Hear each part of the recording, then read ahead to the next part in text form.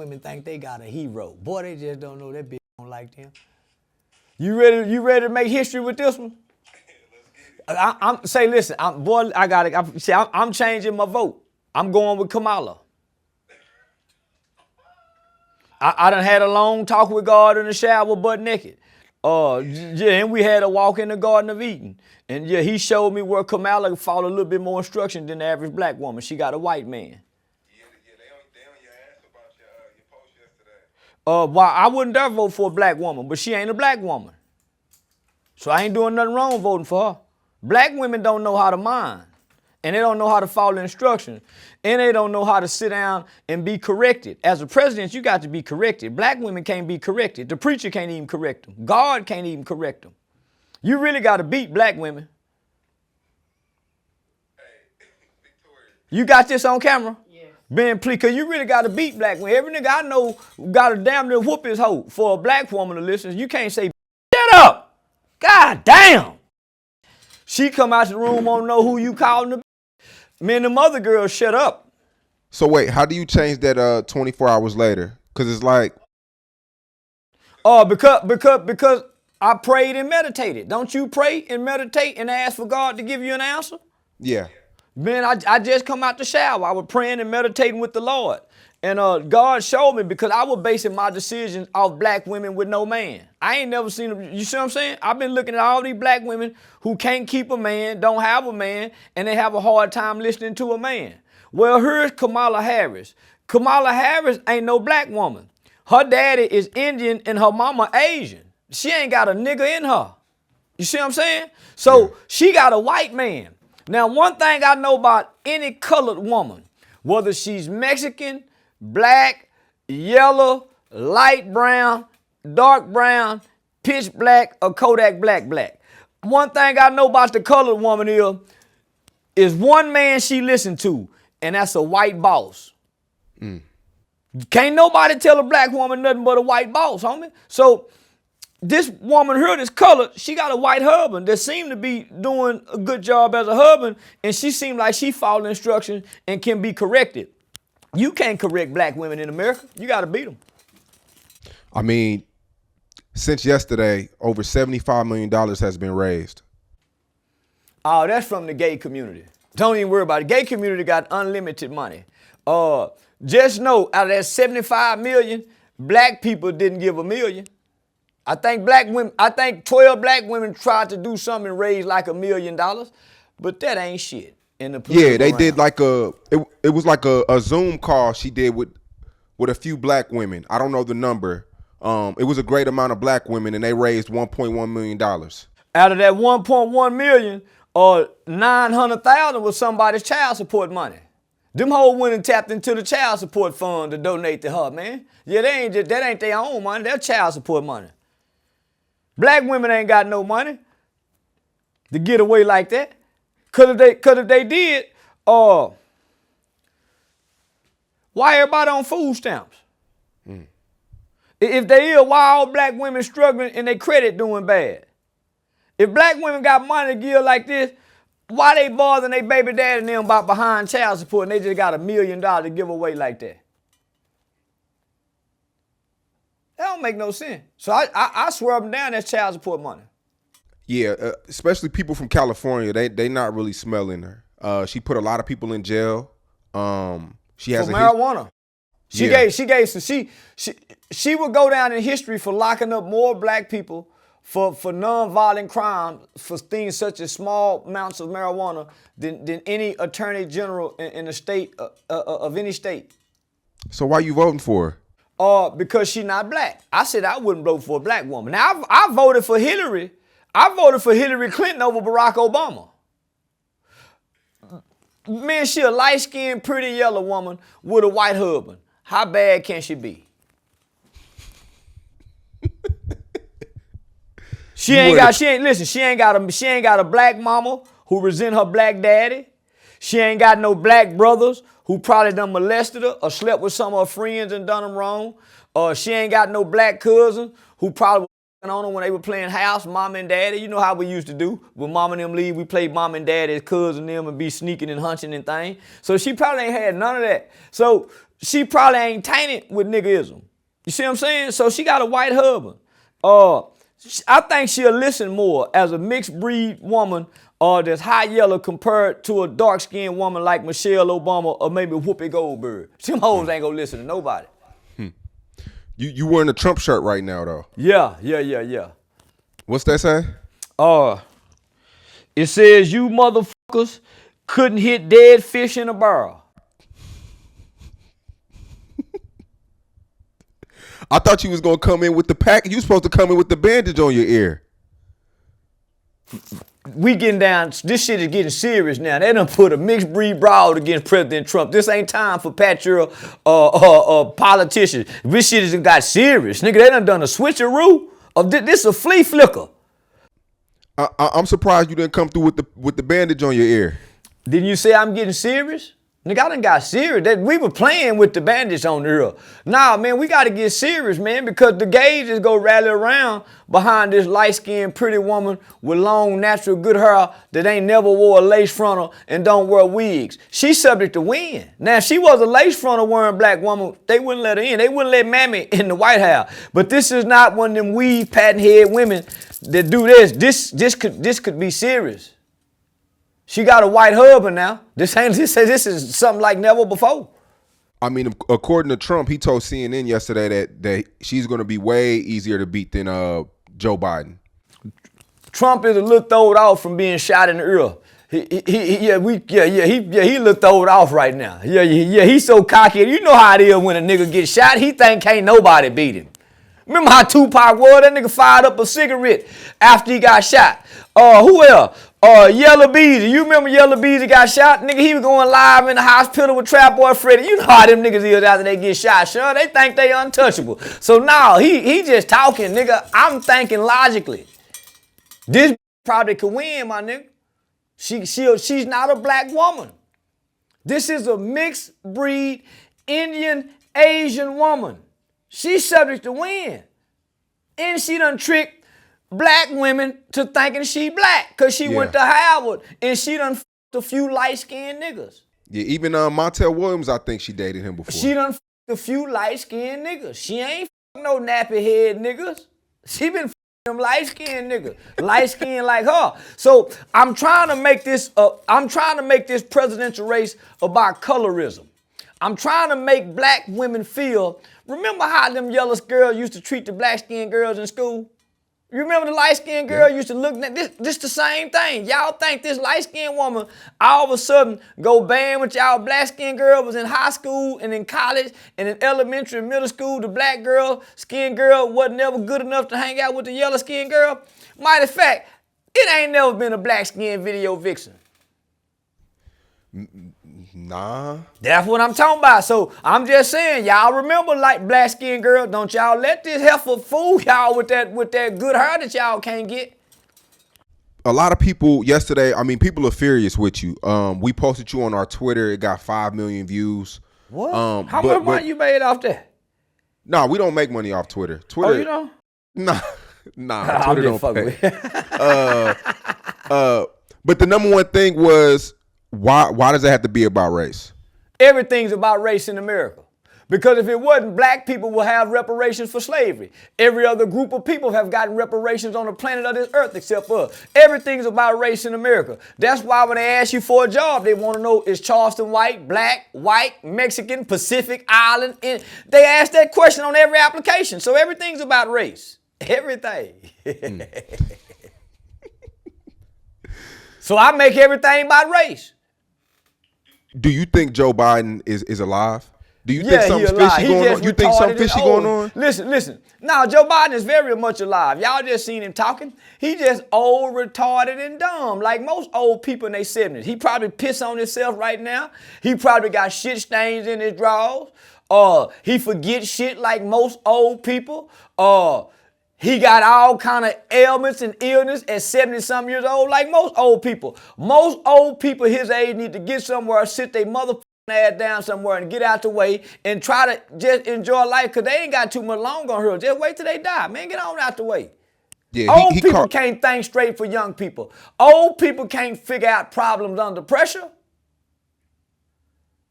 Man, the man need help at 70-something years old. Man, why as a country, we the only one with old, weak leaders. And he's supposed to be our commander-in-chief. He can't throw a punch. He can't jump and jack. If him and the Russian president had to fight, Vladimir would kick his ass. If he had to fight Kim Jong-un would kill him.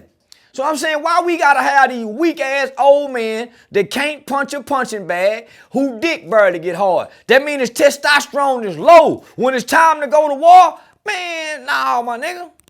No, they should have an age limit on driving. It should be an age limit on being the president. And a motherfucker 75 years old, no. Yeah, they said he caught COVID last week. They lying. He ain't caught no COVID. He just old and dying. He'll catch anything. COVID, pneumonia, he'll catch anything. He ain't got the proper immune system to stop it. And he's stressed. Can you imagine how stressed the president got to be? The stress breaks down your immune system. He ain't sleeping properly. He can't even remember half the shit that's being wrote for him to say in front of him, homie. Yeah, that's the dumbest old man I ever seen in my life. And the best thing they can do for America is what he did. Step down and pick this white hoe. I'm sorry, this Chinese bro. So you think it's going to be closer than what people, it's not going to be a blowout like most people are projecting? Well, let me just tell most people that's making projections, they dumb in the mother, Sean. I thought the Electoral College picked the president. Why are we having a conversation about the popular vote electing the president? Why are we having this conversation? When we all know it's wrote in the Constitution of America, it's wrote in law that the popular vote of the American citizen does not elect nor selects the president. It's the Electoral College. So I'm going to ask you and challenge you, who is your Electoral College, people? They pick your president. I remember one year, Judge Alex Kim, my good friend Judge Alex Kim, 323rd Judicial District Juvenile Court, he was an Electoral College member. Dr. Geoffrey Mitchell was, you see what I'm saying? So who's your Electoral College member while you guys are having debates about the president? I'm going to say it again. The popular vote in the United States of America does not select nor elect the POTUS. So we shouldn't even, it don't even matter who we pick. So that's why I'm jokingly saying I'm going to pick Kamala. Man, come on, we don't even pick the president. Are you voting, at least? You goddamn right I'm voting. I want it to be on record that I am a tax-paying citizen as well as a voting American. Nigga, I take pride in voting. And if I miss an election, I feel like I've done something wrong inside of me. Seriously, I feel, nigga, if I don't vote, I feel like I've done something wrong. Majority of black people, they feel like their vote doesn't matter anyways. Majority of black people are uneducated and miseducated. So of course they're gonna feel like that. And the reason they feel like that and their vote don't matter. They're absolutely right. Because they are waiting to vote for the president, which is the popular vote. It doesn't matter. They're absolutely right. But where your vote does matter is in your local elections. City council, mayor, school district, school board, county commissioners, judicial judges, a road commissioner, railroad commissioner, governor, lieutenant governor. That's where your vote counts. Your vote don't count waiting every 4 years to cast. That vote means nothing. So they're absolutely right. The shooting, Trump, he got shot in his ear. Yeah. You think that shit was real? We seen it was real. Do I think it was staged? Yes. I think they went and found a retarded kid and told him, I just want y'all to think about this. Remember white boy Rick? Remember white boy Rick said the government came and got him when he was 13 years old and groomed him up to do this, and then when he was shot in the stomach. Remember? So, not just white boy Rick, the guy Larry Davis out of New York said that the government was used. So, homie, it's no difference than a transgender school shooter who went inside the school and shot those kids. Remember? Nashville somewhat? A transgender school shooting. You don't think these people got a factory somewhere where they got people like this that they can sit out to do this? You don't think they got a group of Jerry motherfucking kids that they done rescued in some situations and across the border? Hey, listen, we need you to do this. And make him feel honorable as if he's doing it, and tell him that this is going to happen only for him to end up like he ended up. I think it's staged. I don't believe a retarded kid that's been bullied can go anywhere near a presidential debate, a presidential rally, walk with a ladder and a gun, climb on top of a building. I don't believe that. I don't believe nothing that I can see, and I don't believe nothing that I can hear. So what do you believe? I don't believe it. I believe it's staged. Because if it's not staged, where is his mother and his father to say, oh, I don't believe Jimmy did that. God damn it. Where them people at? Where his cousins at? Where the town is he from? Where, come on, homie. If something was to happen to me, y'all gonna be saying something. Why none of his family, friends, why ain't nobody saying nothing? Why ain't they showing us his mother, his house, the room? Why? Why?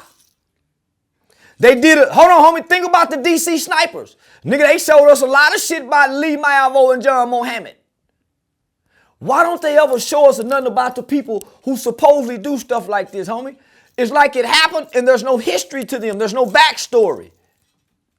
They give us a backstory to everything else. Homie, I think they just killed the autistic kid. Yeah, homie. I wear a hat almost every day that says, I think everybody's playing. Homie, I think everybody playing, especially if we get to see it. Because think about this. During the Boston Marathon bombing, they was able to go get aerial surveillance from the satellite in the sky and walked us back to where these motherfuckers dropped it back. Why won't they do this with him? Show us where he came from. How can this retarded little boy get up and do this? And he fired several shots.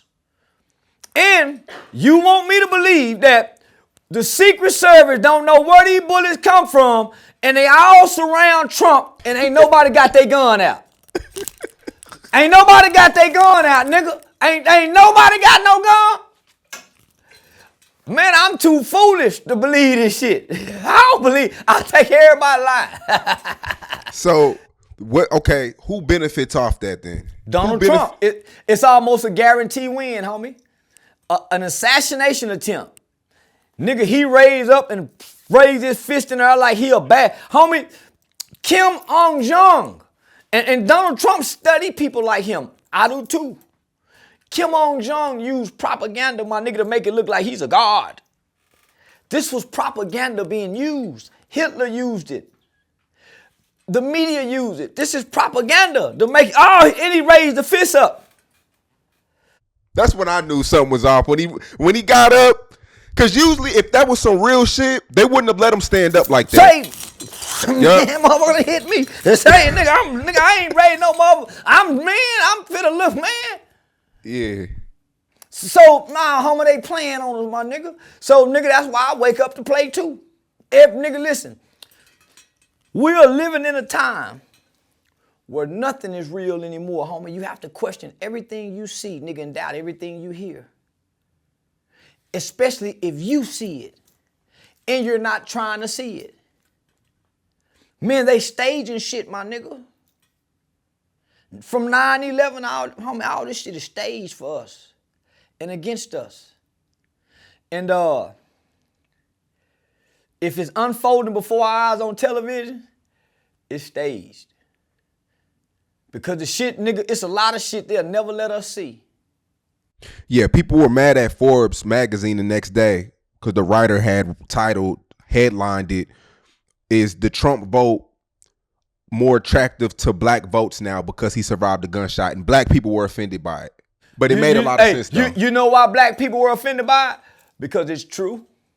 Black people, and I want y'all to hear me good, white people, black people are never offended by a lie. We've never been offended by a lie. Never. We're only offended by the truth. That's why stereotypes offend us so much, because most stereotypes are true about us. Watermelon, chicken. Now, most stereotypes are true about us. So that's why they're so offensive. So Forbes magazine wasn't wrong. This nigga got 50-something convictions and done took a bullet. Y'all ain't seen how many niggas done rallied behind him and said, shit, man. And they even went so far to say he was throwing up the black fist. They even went so far to say he was throwing up the black fist. So, homie, they know us better than we know us.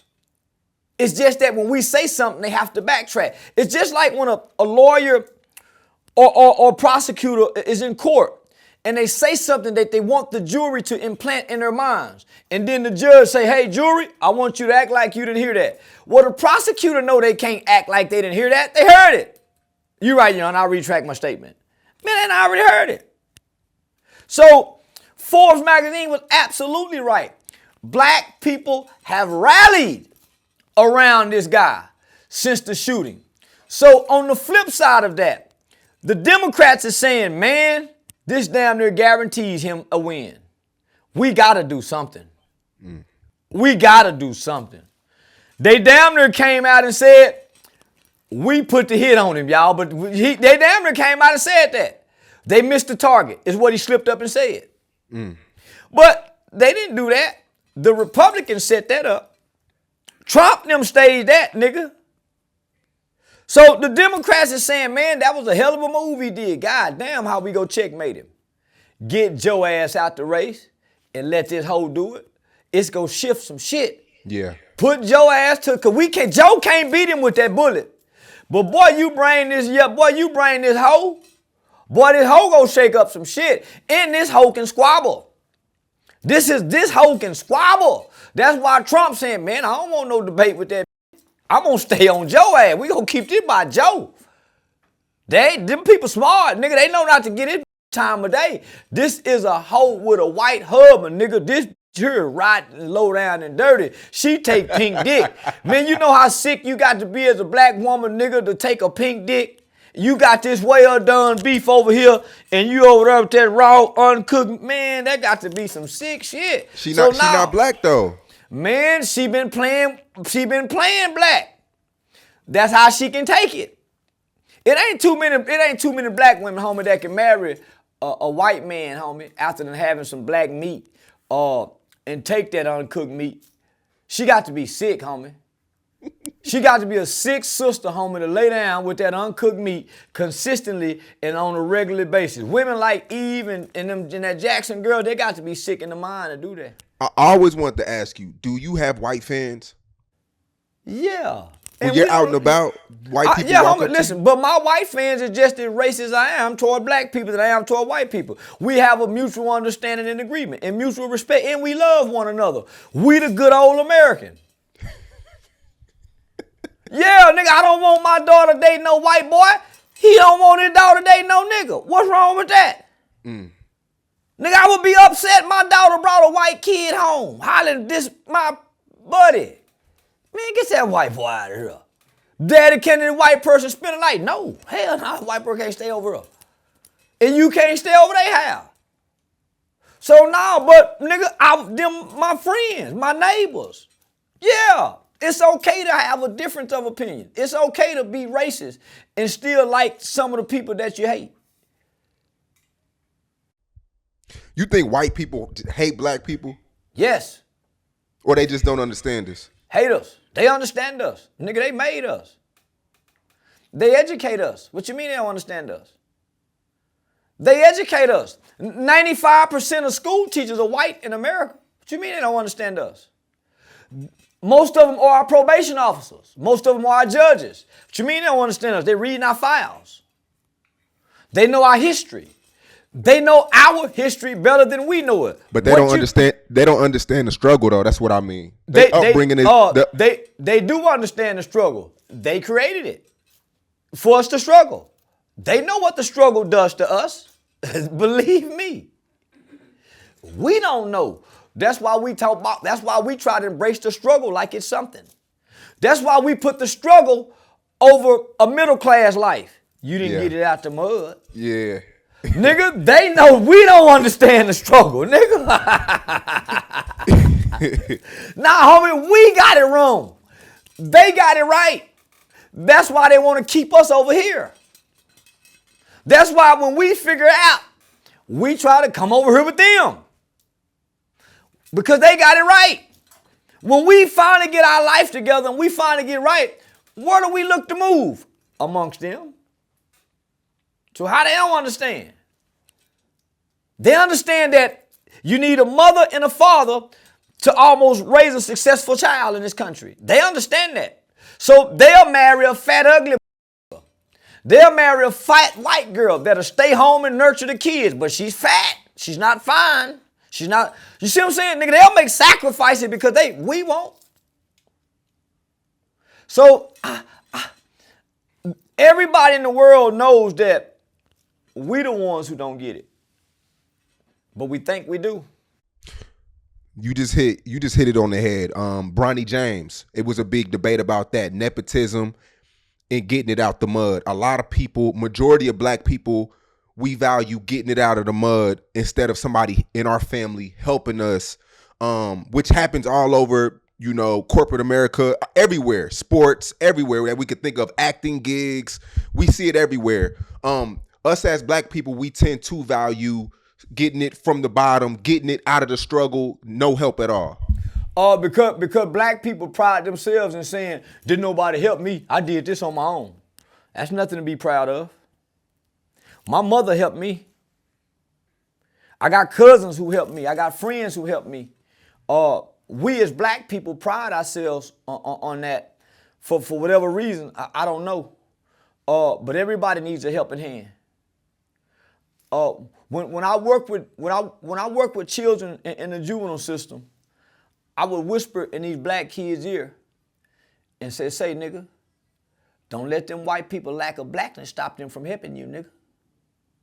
You got a white volunteer that's willing to show up and volunteer to come see you and talk. Nigga, don't fold your arms and act like they can't understand. If nothing else, nigga, this white man can understand what it's like to be a boy. He know what it's like to be a boy. So black people pride themselves, homie, in saying, I come from this and made it to this. And they'll try to shame you if you say, well, you had a silver spoon handed to you. Well, that's what's supposed to happen.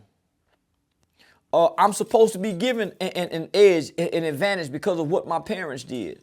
I'm sorry your parents didn't do that. So we resent one another for that.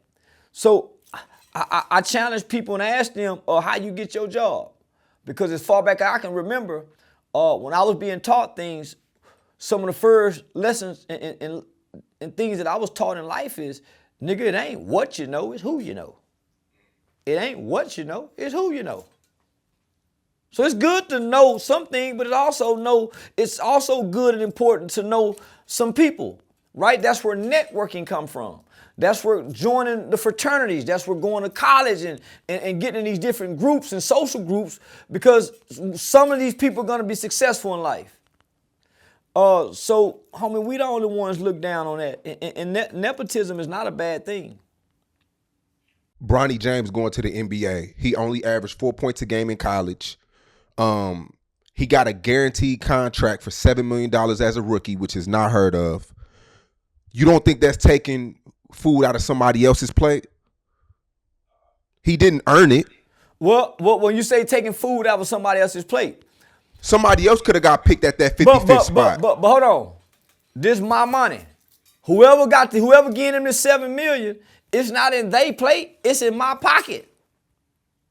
How am I taking it out of his plate when this my money and this boy daddy worked for me? Because there's another kid who earned it. Better stats in college. You couldn't have earned it. How you earned it and you ain't get it? If you earned it, you would have got it. Because LeBron James is somebody's dad and got him in somebody else's position. Say, man, didn't Philly Dog get y'all jobs up at GameStop? Yeah. Didn't he get you and your partner some games at GameStop? Yeah. Shit, hell with them other niggas who daddy ain't up at GameStop and can't get them no job, nigga. Shout out to Philly Dog. Yeah. Yeah, that's a great analogy. My dad, when I graduated high school, he got me and all my homies jobs at the GameStop warehouse. Yeah. So homie, and we didn't earn it. We didn't earn it. But did y'all appreciate it? Oh, of course. Did it enhance some of y'all life? Definitely. They helped me get to another job, So how he wrong, homie? How he wrong because that other kid don't know nobody who can give him an opportunity because his mama can't get him a job at the hospital. How? Because his mama don't know how they wrong. Is it fair? No. But life ain't fair, young people. Homie, sometimes you can work hard and not go nowhere in life. Sometimes you can do everything right, work hard, follow all the rules, do everything, and still not get picked. Life ain't fair. Life ain't fair, man. Even if he averaged 4 points a game, though, in college, that's unheard of. Master P skipped the league and went into the NBA. He didn't go to college. You right. Master P skipped. It's all about who you know. Jake Paul or Paul Logan, he fighting boxers and MMA players, homie. They ain't fought nobody to do this. Life ain't fair. Life ain't fair. That's all I can say. But you got to deal with it. Still got to deal with it, even though it ain't fair. So do I think Bronny belong in the league? Hell no. He ain't that good. He ain't even that good to be playing overseas against them overseas players. Bronny need to be a high school assistant basketball coach or a PE teacher somewhere. But he ain't good enough to play in no more league. Nah, man. Did you watch the debate between Trump and Biden? Yeah, I watched it. And Trump mentioned black jobs. What's a black job? What's a black job? Yeah, he was pretty much saying that immigrants are coming over from Mexico. I'm finna tell you, nigga. See, construction used to be black jobs. The construction job, the Mexicans that you see laying the concrete, doing the tar, riding the machine, them used to be black jobs. Then they started letting the illegal immigrants come over. They started taking the job. That's why you don't see none but Mexicans now. What's another black job? The cashier, the nigga that's cooking the fries at McDonald's, the burger flipping nigga at Burger King, and the drive-through window. Them all used to be black jobs. Now, who you see now? Illegal immigrants, whether it's Mexicans or what. What's another black job? Detailing cars. What's another black job? Standing on the corner begging. Like you seen all the immigrants, but except the immigrants, they got a new game. They standing on there with flowers. Roses. The nigga just standing in there with a rag wanting to wipe your windows. That's a black job. What's another black job? Working at the grocery store. All them were black jobs. If nothing else, nigga, me and you could get them jobs during the summertime as teenagers and kids. Now you got the adult grown illegal immigrants making this $9, $10 an hour. When that used to be the summer job for the black kids. So yeah, homie, it's a such thing as black jobs. Selling dope. Yeah. Stealing. Stripping. Rapping. DJing. So yeah, y'all them black jobs. But why selling dope and stealing though? Everybody does that though. Why they gotta be under black job? Because I know black people do it for a living. Even if they ain't winning out, they just go steal, just get up like they can be. I know people who steal, sell drugs, rob, and can make more if they got up and work and went and got a white man's job. What's a white man's job? Corporate America. Anything that requires you to wake up in the morning and leave out your house? I know a lot of black people that work corporate American jobs. Them white people jobs. Because they But work for why? white Why? people. Why can't they be black people jobs? They not black. Only low-level paying jobs are black people jobs. Because you only see black people getting no job predominantly. Yeah, people were offended with that as well. Black people were offended with black jobs as well. Black people offended with everything. Except the condition that they live in. Everything offends black people except their reality and their condition that they live in. They ignore the reality and they ignore their conditions only to be offended by everything else. But look at their neighborhoods. Look at their houses. Look at their family life. Look at the conditions of them, their children, and the parents of the children. They at odds with each other. They hate each other. They fight with one another. But everything is offensive. But they don't change nothing. Even the stuff that offends them, they don't change nothing. So, homie, black people opinions only matter on social media. But in real life and in the real world, nobody really pays us any attention anymore because we've been crying wolf too long. And we inflict worse conditions on each other. So it's hard for people to take us serious. Now, I mean, since you've been blowing up on the internet for the past, 4 or 5 years, you've been heavy with Trump hats, Trump all type socks, of shit. Trump, yeah. And this is just what the fans want to know too. You know, they've been saying it all day on Twitter since you've been going viral the last 24 hours. Is like, why are you so Trump? But he's a felon. He quote unquote pedophile. Different things of that nature. Why are you so Trump heavy? R. Kelly was a pedophile. Even after we seen him pee on that little girl, we didn't stop rocking with him. Lil Boosie them still hollering free R. Kelly. I just want to ask people who have Trump been accused of, what little girl have Trump been accused of messing with? He been accused of fucking with a hoe, a grown hoe, a porn star. He been found guilty for paying a porn star. What child have he been accused of? He was on the logs to go to Epstein Island. So was Chris Tucker. I seen that.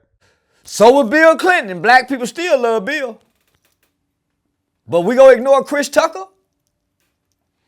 Lawrence Taylor was caught with a 15-year-old prostitute with 2 black eyes. That's documented. Karl Malone too. He got a 13-year-old girl Come pregnant. on now. We can go on and on. But Trump conviction is on appeal, so technically he's not convicted. And so what? All my partners convicted felons. Yeah. I love any man that'll boldly tell the world that he walked up and grabbed a woman by the and to this day, he still ain't apologized. Nigga, I done been in the club drunk when a broad walked by, nigga, grab their ass. Or grab, come here. We got some partner to do that, right? Come on, man, you ain't got no partner to do that. Reach over there, grab, and she look around and look. And yeah, nigga, I done it, nigga. Yeah, man, shit. Man, I was a little boy, nigga, looking up on the grandmama dress. Nigga, I used to look up on the grandmama dress. Yeah, nigga, no. So this the first man I ever seen stand up and say, man, and they like it. They like that, my nigga. Women love for a rich, powerful, celebrity man just to grab on them without asking. I done been in plenty of parties and things, and that's what nigga get to do when you the nigga with the money and you the nigga. And you the nigga. And then you gonna end up like Diddy. Huh? And then you gonna end up like Diddy with all them How, nigga, when they like it? Listen, my nigga. Everybody did it with Diddy, liked it. They didn't start telling it till they didn't like it no more. And that's when he stopped. They didn't start telling on Diddy till he stopped. The longer he was doing it, you only heard whispers. Once he stopped doing it to him, that's when they started telling on him. But just think about this, homie. You still ain't heard nobody say he made me do it. He forced me to do it. But all I'm gonna say is, homie, You done been around a lot of rich niggas, homie. Yeah. Tell me a rich nigga that don't get to do what he want to do with a woman that's in his atmosphere and in his environment, that she don't submit if he want to do that. Come on, let's be real, my nigga. They go Diddy me. Cause I make them, nigga, I act with this money. I'm a Trump type nigga.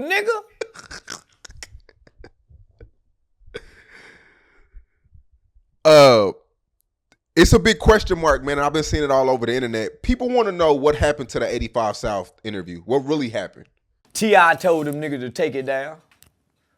They lied and saying that somebody he it just disappeared. That's the thing. They just saying it just disappeared. Well, the funny Marco disappeared.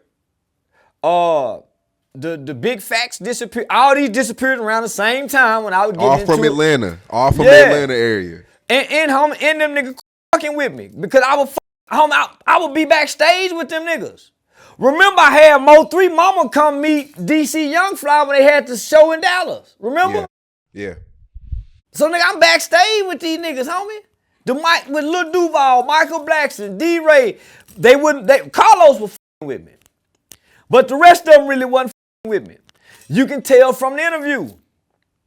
How many of them niggas don't f*** with me, my nigga? I done stayed at the same hotel, at the Georgian Hotel when they doing the Wild 'N Out. Them niggas be standing right there, won't even talk to me. Carlos f*** with me. But even Carlos done distanced himself. Homie, how them niggas not go f*** with me and embrace me? They see I'm doing comedy. You saw how they treated me on the show. So when I got into it with T.I. done made them phone calls, homie, so they took that down. What makes you so sure of that though?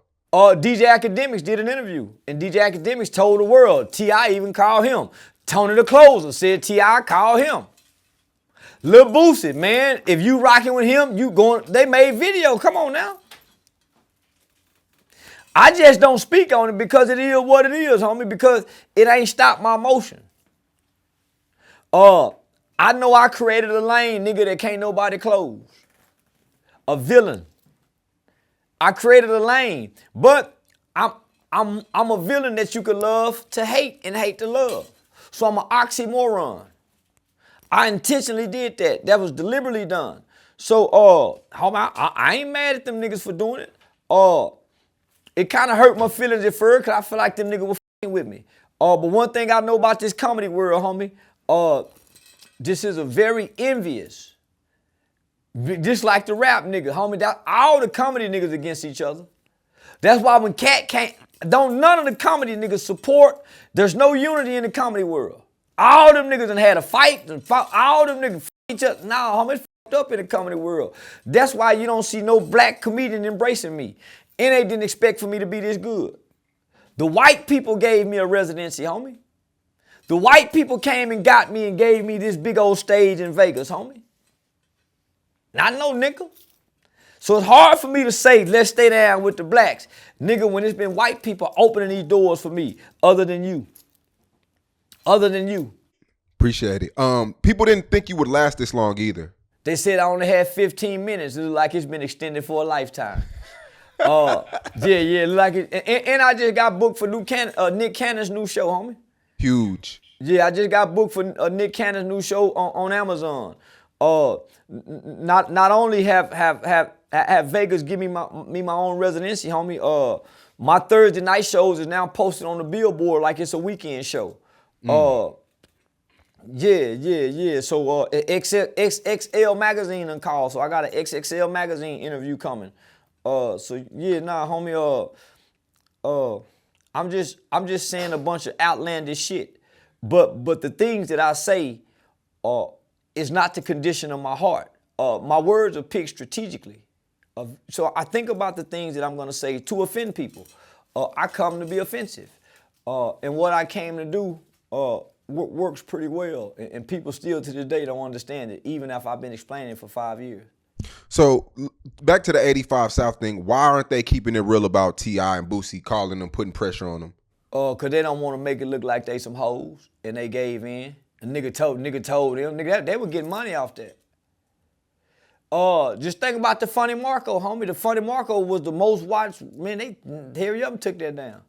All this was done at the same time. So it's hard to say, yeah, man, we went against this brother because they told us to take it down. Nigga, that's exactly what it was. I saw the Real Life Street Stars interview where Carlos said, well, man, I done fuck with Dewberry and Charles. Yeah, homie, but nigga, them niggas done pulled all the way from us. And we ain't done nothing to them niggas. Yeah, they didn't pull all the way. So, nah. Same with the Antoine Daniels. You know, Antoine tried to come out and speak on it, homie, and try to make it seem like what it is. Nah, homie,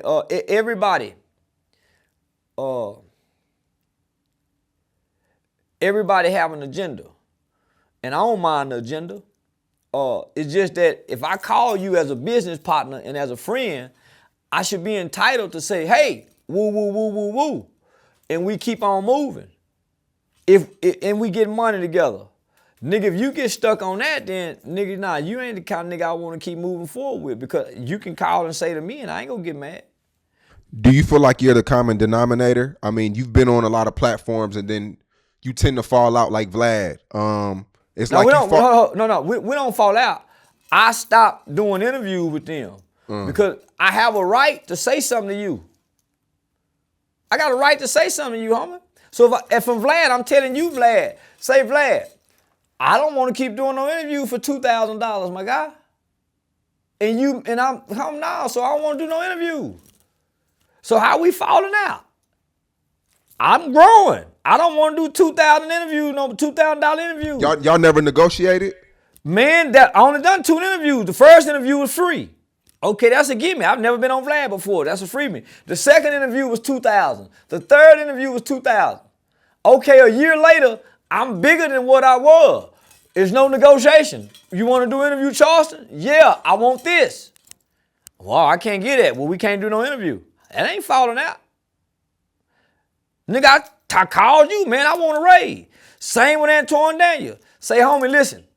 Why you keep showing these negative clippings when you have positive videos that you can so-called monetize easy? So why you keep putting the beef out? And I'm telling you, that beef is from a year ago. I'm growing. I am now with a company that's a major brand, right? Nigga, if you with my partner, okay, my nigga over there. So nigga, come on now. So if I call and say that to you, and you say, okay, see, and you go make the adjustments, how we fall out? And I call you, I don't hear from you no more. I call you, I don't hear from you no more. I call you, hey, what's up, man? I was just in your show, man. I just did 6 shows. Oh, okay. I call you, I don't hear from you no more. How we fall out? When I decide to say something. Man, I ain't heard from a nigga no more, man. My nigga done fell out with me because I said, how we fall out?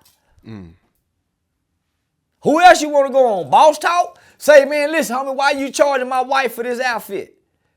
Nigga, I'm doing free interviews for you. I'm doing free promotion. Why y'all charging my wife behind my back? I don't know y'all. How that's falling out when I say something?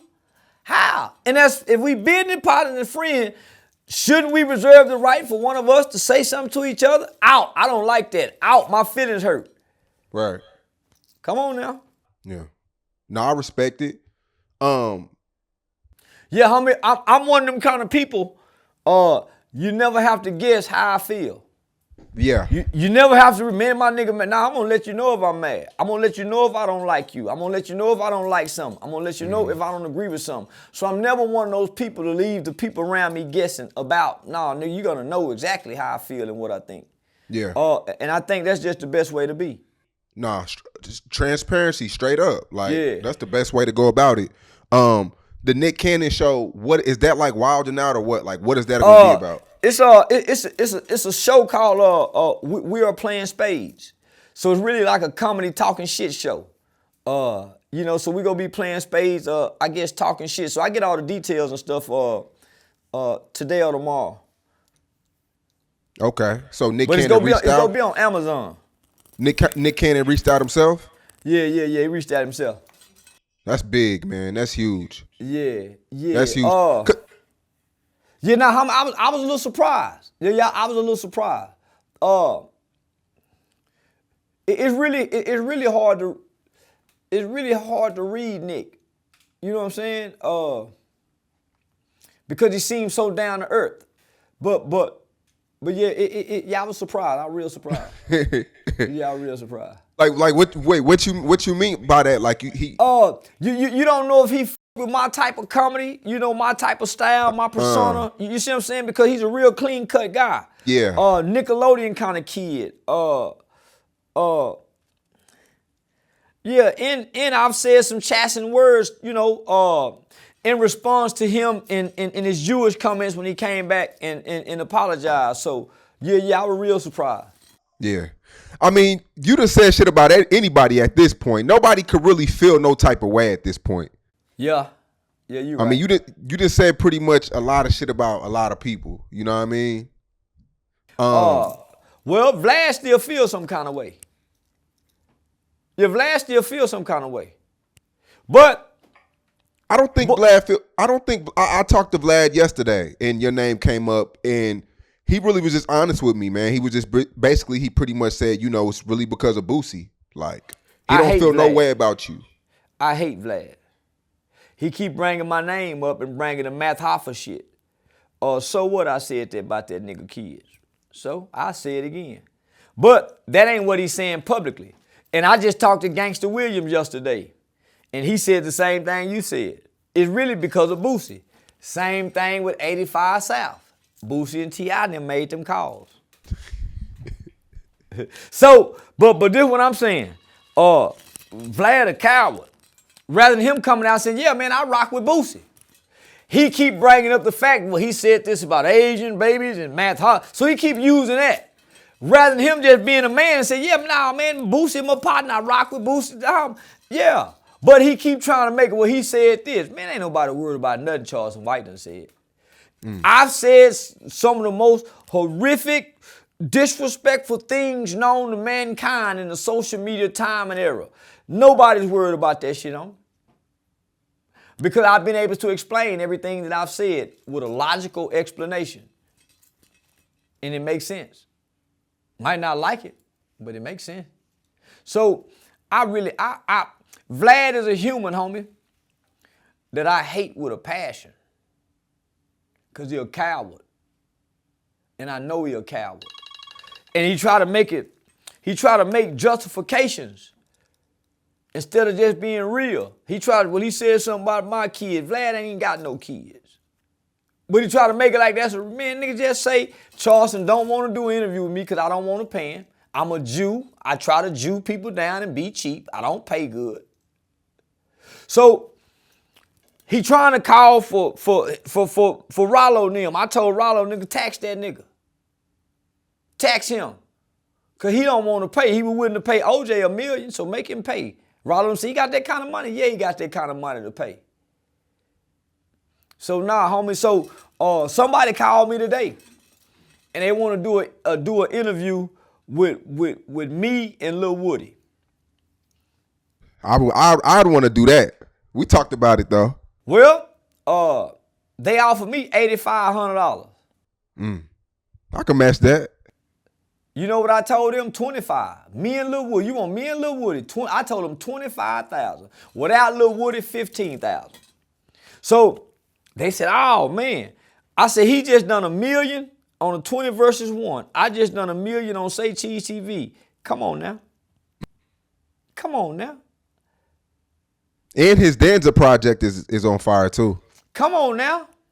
So y'all ain't so nah. I told them nah, we can't do that. But that's why I only really do interviews with your channel on YouTube. I may have to counter that offer, man. But we'll talk about that after. Oh, well, you know me, nigga. I'm gonna give you the brother plug, nigga. Yeah, whatever. Yeah. I'm gonna say yeah to whatever you offer. But I'm just saying anybody else, nigga. So I told him, homie, if you notice, I don't do no more interviews on YouTube with nobody but you and Danza. Yeah. Nigga, I don't do no interviews no more because what they keep bringing up is last year prices. Yesterday, nigga, I'm a resident in Las Vegas. The prices went way up. I always tell people, if you want to, people always ask me for my advice on interviews. I'm like, yo, if you want to start your YouTube channel, man, get Charleston White, man. Like Charleston White, he's not going to be cheap, but he's definitely going to bring subscribers. He's going to bring viewership. He'll work with you, but you can't disrespect him because he's what he believes he's worth is what he's worth. Like, don't try to downplay. But yeah, nigga, I bless the game and give a jug because I love to see a new channel, nigga, spring off. Awesome. Yeah, I love it. And it's a bunch of channels done that. It's a channel right now. I hate him. Everything something, because what he's going to do, he's going to go take your interviews and put his picture in the corner, and he making it like he doing, homie, he eating like a motherfucker. I told Victoria about that, man. Hey, we gotta, man, that nigga, he eating off y'all. Yeah, nah, man, I'm shutting that shit down, man. We doing copyrights and all that. I'm talking about he doing 100,000. So, but he making it like he's doing the interviews. Yeah. And I'm looking at the comments, and the people think he really interviewing me off y'all interviews. Yeah. So, nigga, I'm saying, nigga, this so now, nigga, y'all pay. So now, man, shout out to the Danza Project. Shout out to Lil Woody. I talked to him. I told his management team, they should project him in a different light. The rate he's going right now, he got a 90-day lifespan with content. After 90 days, he'll be stale. Even though he have the charisma, he's funny, he's comical. The hoes kind of see him as being cute and sexy. If you rebrand him and present him in a different light, and start doing documentaries, have a documentary come out to tell his life story, his backstory, where he came from. You got a guy who's connected to but the most historical criminal trial in Atlanta, and as well in hip hop history. Man, fuck them 20 versus 1. So that's why they took him to the Danza Project and projected him in a different light. Nah, homie, he got way more to offer. But I don't want to sit on no podcast or no channel that can't draw the substance from him. The buffoonery, nigga, the substance from him. Yeah, because he's still a gangster. He's still a killer. He just broke the code. How much money do you think you made lifetime from interviews? If you don't mind me asking. Just off interview alone? All channels. All channels are well over $2 million. That's amazing. In 5 years, every interview was well over $2 million. Cause you gotta think, homie, one interview, homie, my highest paid interview was $40,000. So at least for 3 years, I've got nothing less than $9,000, homie. Other than outside of what me and nothing in nine, every pop from every one of them, homie. So. And that's only what you take, because I know you get so many more offers you don't take. Yeah. So this month alone,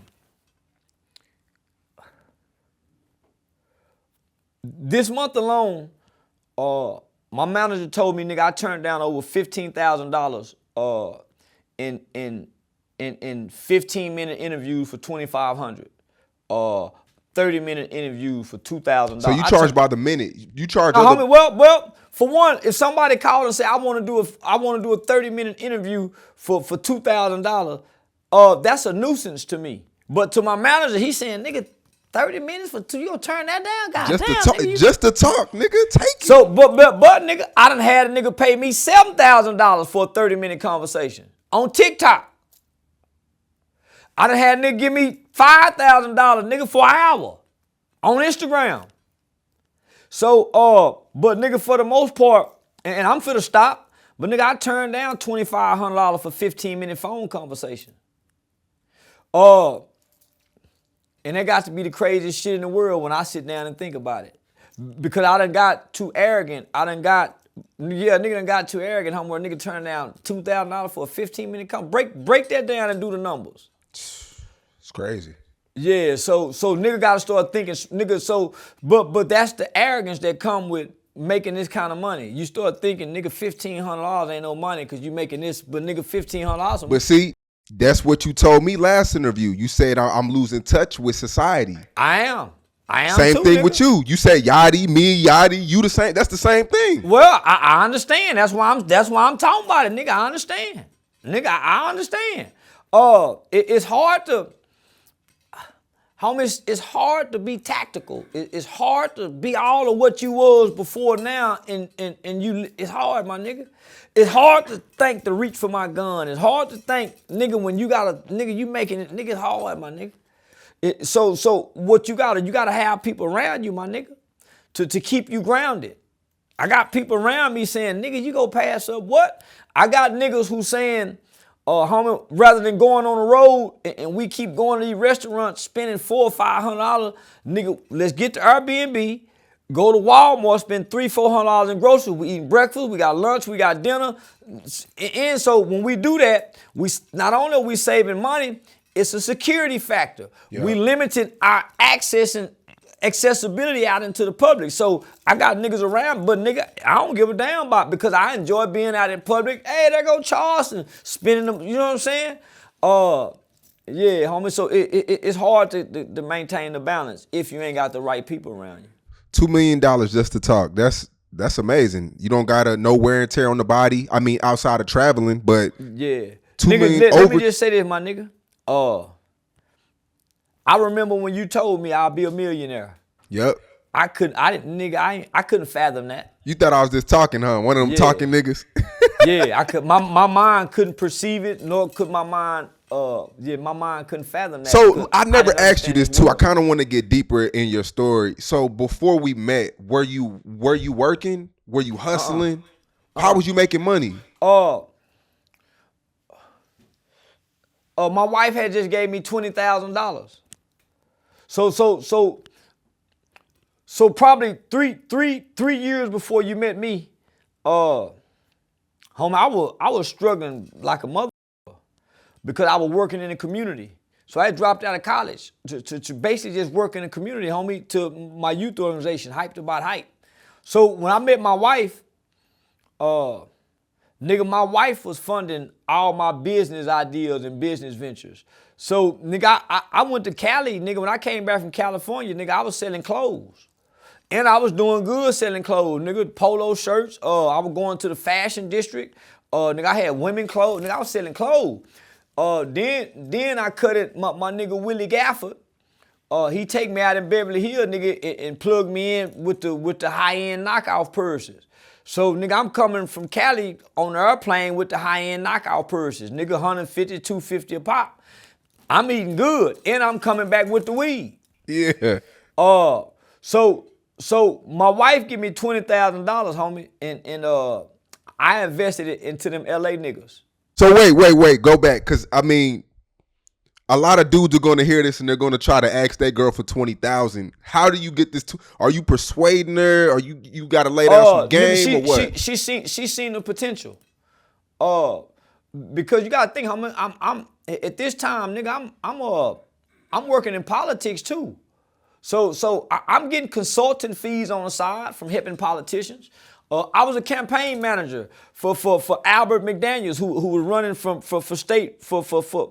the House of Representatives against Congresswoman Nicole Collier. So nigga, I was Albert McDaniels, who was a multi-millionaire petroleum engineer, nigga, for the Tarrant County GOP Republican Party.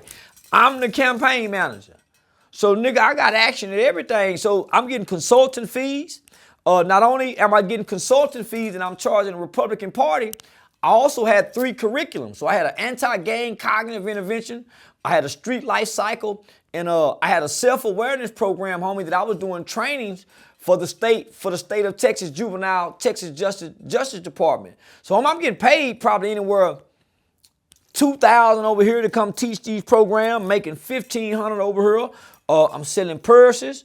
I'm going to go get the weed. You know what I'm saying? So nigga, I'm doing all right. And my bro, nigga, my wife at that time, nigga, my wife was damn near doing over $10,000 a month, hauling crude oil and jet fuel with a hazmat license, just doing 18-wheelers, nigga, you know, all around the country. So when I came back from LA, right after Nipsey's funeral, Nigga, I bought a S550 Benz. So this like what, 2019. I bought a 2008. Bought a S550 Benz. Come back, bought a 750 Li BMW. Bought a 4matic Benz truck. You nigga, I come back balling. In my mind, po nigga balling. All used cars. So see, you couldn't tell me shit before I met you, nigga. Then I hit two major lawsuits. I sued the gun spot. I sued the gun spot right there by the airport and right here in Arlington. And then I got another look, this place that was doing Whirlpool shit. I got them, so I had just hit two major lawsuits. So the shit you was telling me about was real. I thought you was trolling. Nah, they're real. Cause you used to work at places and do shit like that. Is that what you talking about? Yeah, RSR Group. So yeah, it's a gun. It's the only gun distribution manufacturing place in North. Yeah, homie. So now, nigga, I got them because they were laying them bullets on the floor, nigga. And the motherfucking forklift driver running over them bullets, and them was pow. Nigga be nigga got the gun. Nigga be man. So nigga, I'm saying, man, them bullets going somewhere else. So nigga, I went and sued. Yeah, wait. Nigga, how much you get? How much you get? Well, so what I was doing, I was going through OSHA. So OSHA is a real quick lick. OSHA is a quick 10,000. If you go through the EEOC, you're looking at about 6 months to a year. So I got 43,000 from the EEOC and 18 months of paid medical insurance from AT&T Distribution Center, ATC Logistics out there by the motherfucking racetrack. So I got them for 43. I got RSR. I got Whirlpool. I can't say the name of the other company I got because that motherfucking confidentiality agreement ain't been 7 years yet. So now, nigga, I've been hitting their ass. So what I would do is OSHA go give me 10 real quick. So nigga get 10 from OSHA within 40 days. Real quick. So I kept trying to go get jobs that were more in Dallas County, but I kept landing jobs in Tarrant County. So it kept sending me back to the same office. So man, them people got tired of me coming in and winning. They told my lawyer, man, listen, cause nigga, this last one, I asked for 50,000. And nigga, I had them. They tired of me winning though. Man, they said he better take this 10,000 or we go dismiss the case. Yeah, that's the OSHA office in Fort Worth. They tired of, and this mostly white boys. So nigga, that's crazy. I thought you was trolling because that shit went viral when you was breaking it down 3 years ago when we did the interview. So it's the real thing. Homie, if I show y'all how many people, ever since you done that video, I've assisted well over 24 people in winning lawsuits against their companies since that video. And nigga, and this what made me stop. Cause everybody was promising they gonna give me some money afterward. Boy, they win that money, say they win, I don't hear back from them no more. Oh my God, niggas ain't shit, man. Say, homie, I done helped over 24, my nigga. But homie, it's real simple. It's real simple to sue and win $10,000 through OSHA based on work safety violations because it's common practice. So yeah, so now I used to try to teach it online, but niggas you don't a slick motherfucker, man. That's crazy. Yeah, so shout out to Kim T. Cole. And let me just say this. Right now, I'm working on, I'm help assisting a young lady in a major lawsuit against a major company here in Dallas that everybody know. And boy, she go win like a motherfucker. Not only and it's another girl who work for this. They got 3 different places, but homie, they damn near sex trafficking, using these young girls. It's a nightclub. It's a restaurant.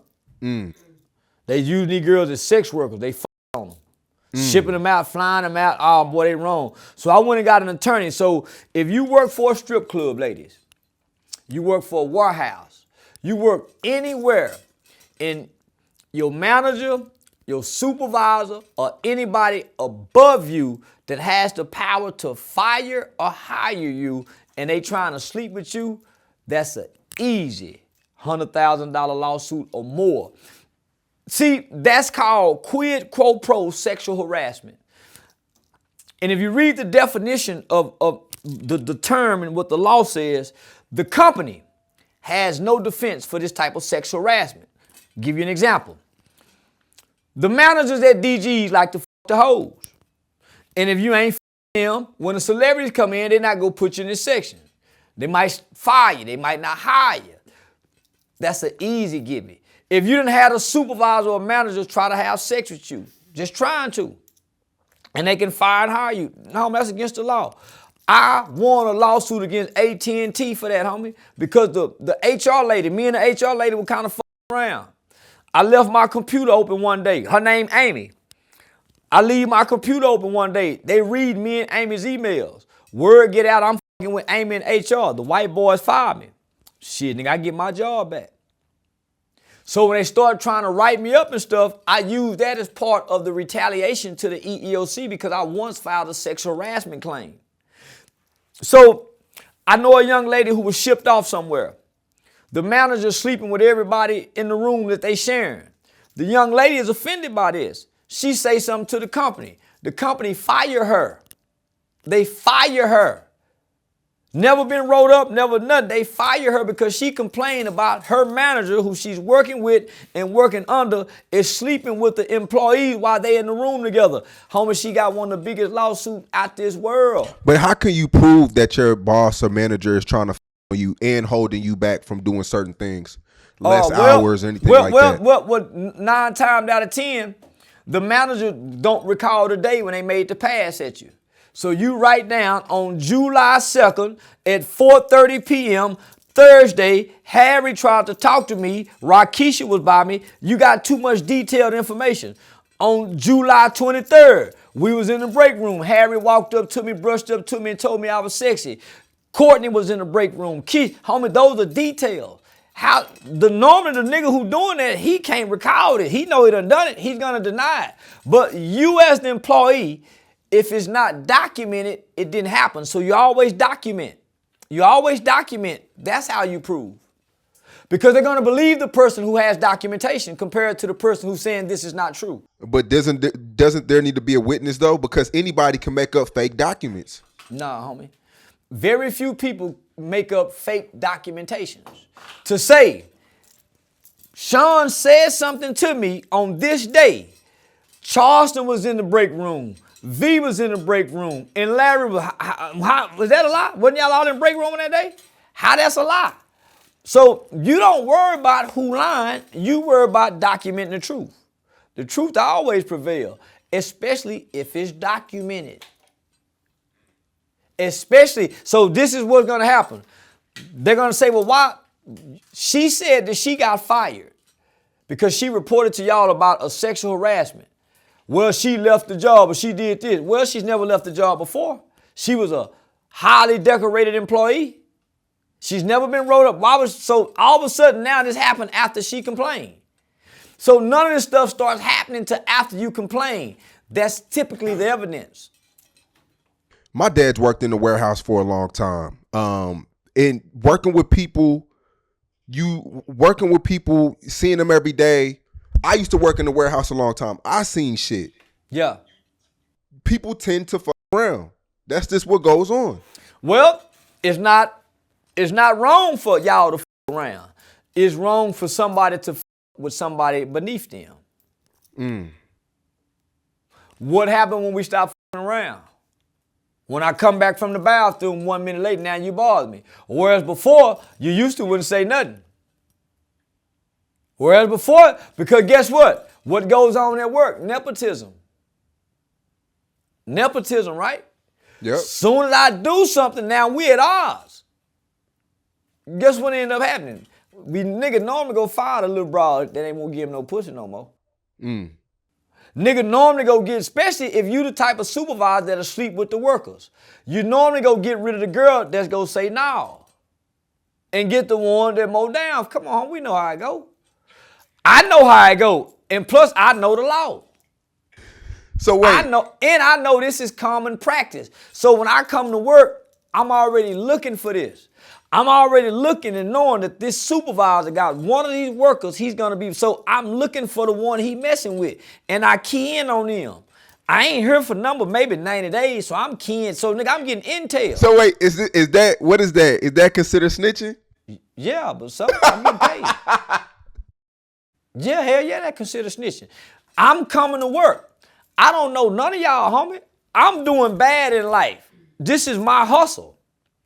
I'm just coming to work to come sue the company.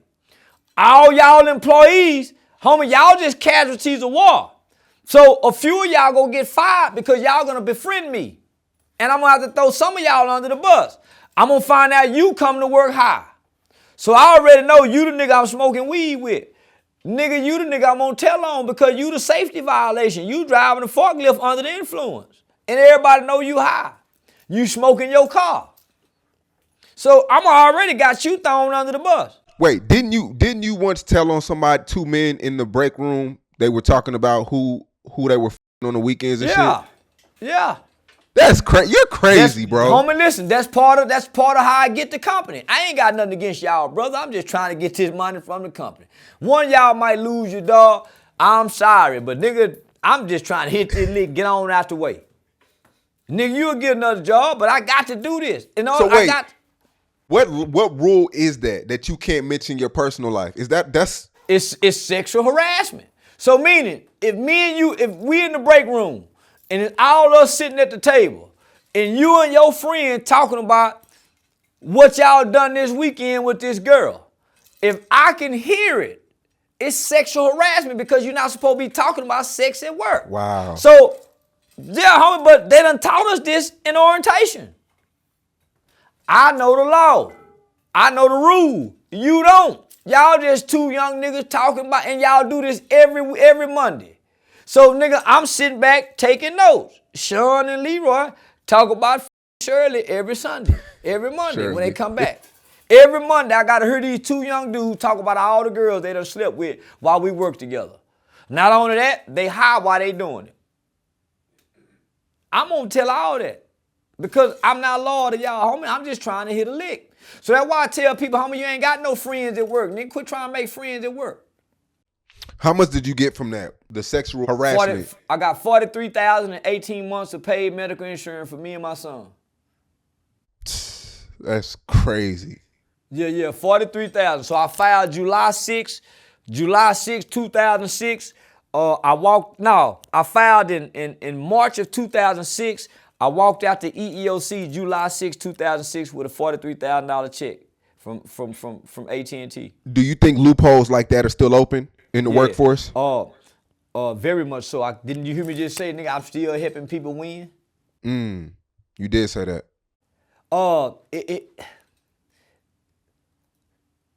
One of the first lines in the paragraph of the employee rights law book is that discrimination, sexual harassment, all of these things are commonplace. It's common in the workplace. It's common in the workplace.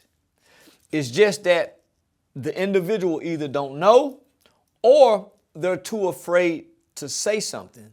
They're afraid of losing their job. I come to work to say something. So meaning, nigga, I done already studied, I done already read these things to know what to look for. So when I come to work, I'm paying attention to orientation, all the things that we're doing.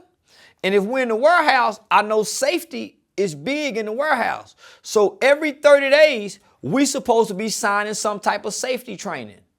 So I'm noticing, man, the first 30 days, man, we ain't signing no safety paperwork. If I stay there 6 months, I'm noticing every 90 days, they're not refreshing no type of training, no type of orientation, but they're going to hold you to this shit. I'm looking around seeing, man, they ain't got no eye wash stations. I got a prosthetic right eye. They ain't got no eye wash station. I'm looking around saying, man, they ain't showed us where the fire exit's at. All that's part of safety, homie. When you go to work at a new company, they supposed to show you all the exits to get out this building just in case there's a fire, tornado, or something. So, nigga, I'm noting all this. As they taking us a tour through the warehouse, nigga, I'm looking to see, man, they got them pallets just laying all out on the floor. Nigga, that's a safety violation. Nigga, I'm watching the forklift drivers drive by saying, man, ain't none of them got their seatbelt on. So what I'm saying to myself, oh, boy, they laxed on safety around here. I got them. They better not let us bring cell phones into the building. Nigga, I'm going to put that motherfucking cell phone right here, act like I got to go to the bathroom and be over there by that exit door, recording like a motherfucker with that motherfucker eye looking. I ain't bullshit. Nigga, I'm a low down, dirty motherfucker on the job. Just think, homie, I'm waking up every day, dressing up to go to work to do this because I got a plan. So it's exciting to go to work at I first. think it's genius, but it's fucked up too because some people lose their job. Yeah, somebody goes, yeah, I'm going to throw a couple of people on the bus to do this now. That is fucked up. But I don't know them, so it's easy. I don't go these niggas. And I'm thinking they stupid for trying to be friends with a nigga they don't know. So I'm already in my mind making friends with a nigga who I think stupid at work trying to be my friend, saying he don't know he the nigga finna get thrown to the line then. Now that's two niggas I done feel bad for. One nigga named Cali. Light-skinned nigga look like Mike Bibby out of, I feel bad for Cali. Why you I don't feel think bad they for him? fired Cali though. Why? Nigga, I threw Cali under the bus, but I promised Cali that I was gonna give him some of the money from the lawsuit, and I didn't. I'm sorry, my nigga. If you can never find in your heart to forgive me, I had never had that much money before at one time. Nigga, I ain't here. My bad, my nigga. That's crazy, man. Our last interview, Fulio passed away a month ago. Now, as you can see, his account is still rolling. Somebody, I guess he's a demigod. He isn't really technically dead. Still dead in the motherfucker. That nigga dead in the motherfucker. Whoever running that account is dumb and stupid. And they couldn't wait for him to die to play like they was him. Yeah, that's one of them riding at home, boy. Nigga couldn't wait for you to die. They got access to your account. My nigga down, homie, because if whoever really love him and care about him, they wouldn't be doing that account like that if they really fuck with him.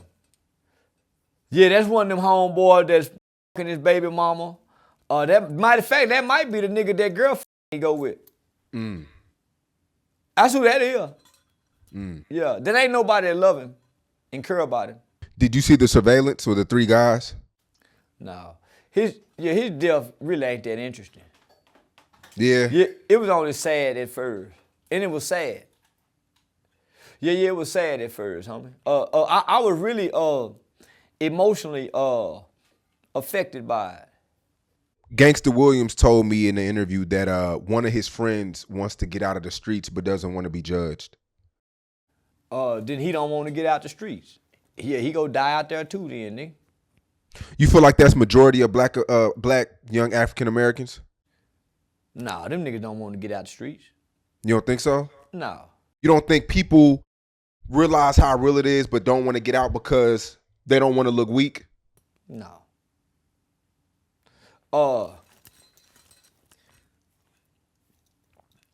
It's real easy to get out the streets. Just get out. Don't go over there no more. Just that easy. Don't go out. Don't go over there no more. It's real easy, homie. It take a lot of effort to wake up and hit the streets every day. Take a lot of effort. So, I know a lot of niggas who straddle the fence and act like they want to get out the streets.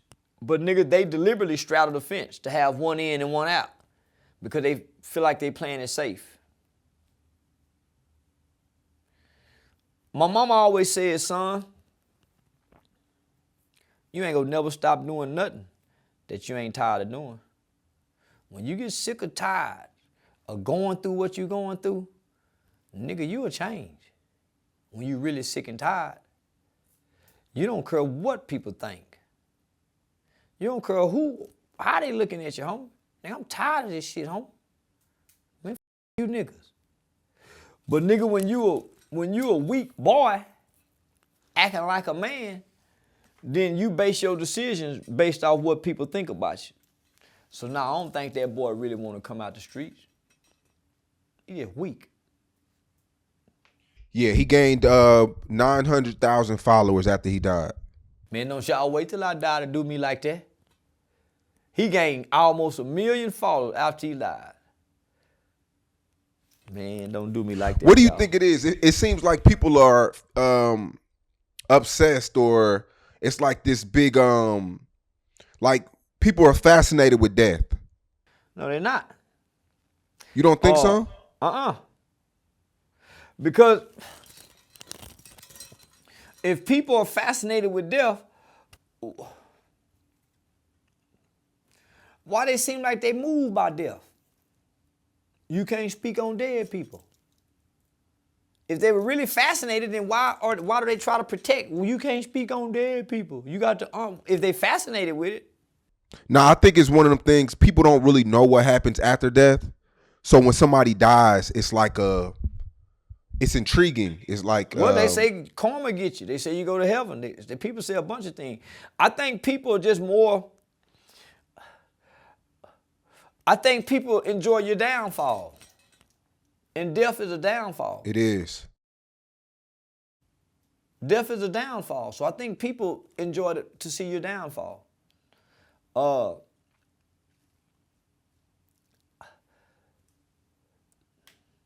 The support is real when you don't know it's there. What would you tell Yungeen Ace right now? Yungeen Ace is the guy who Arch Enemies released 2 songs after that. Because Yungeen Ace is in the same boat as a Yella Beezy, I would say. The guy that they were beefing with is dead. It's really hard to keep fans interested when somebody dies. You know, people like to say Yella Beezy fell off this and that, but it's like when Mo 3 died, the story ended. Man, let me just say this, homie.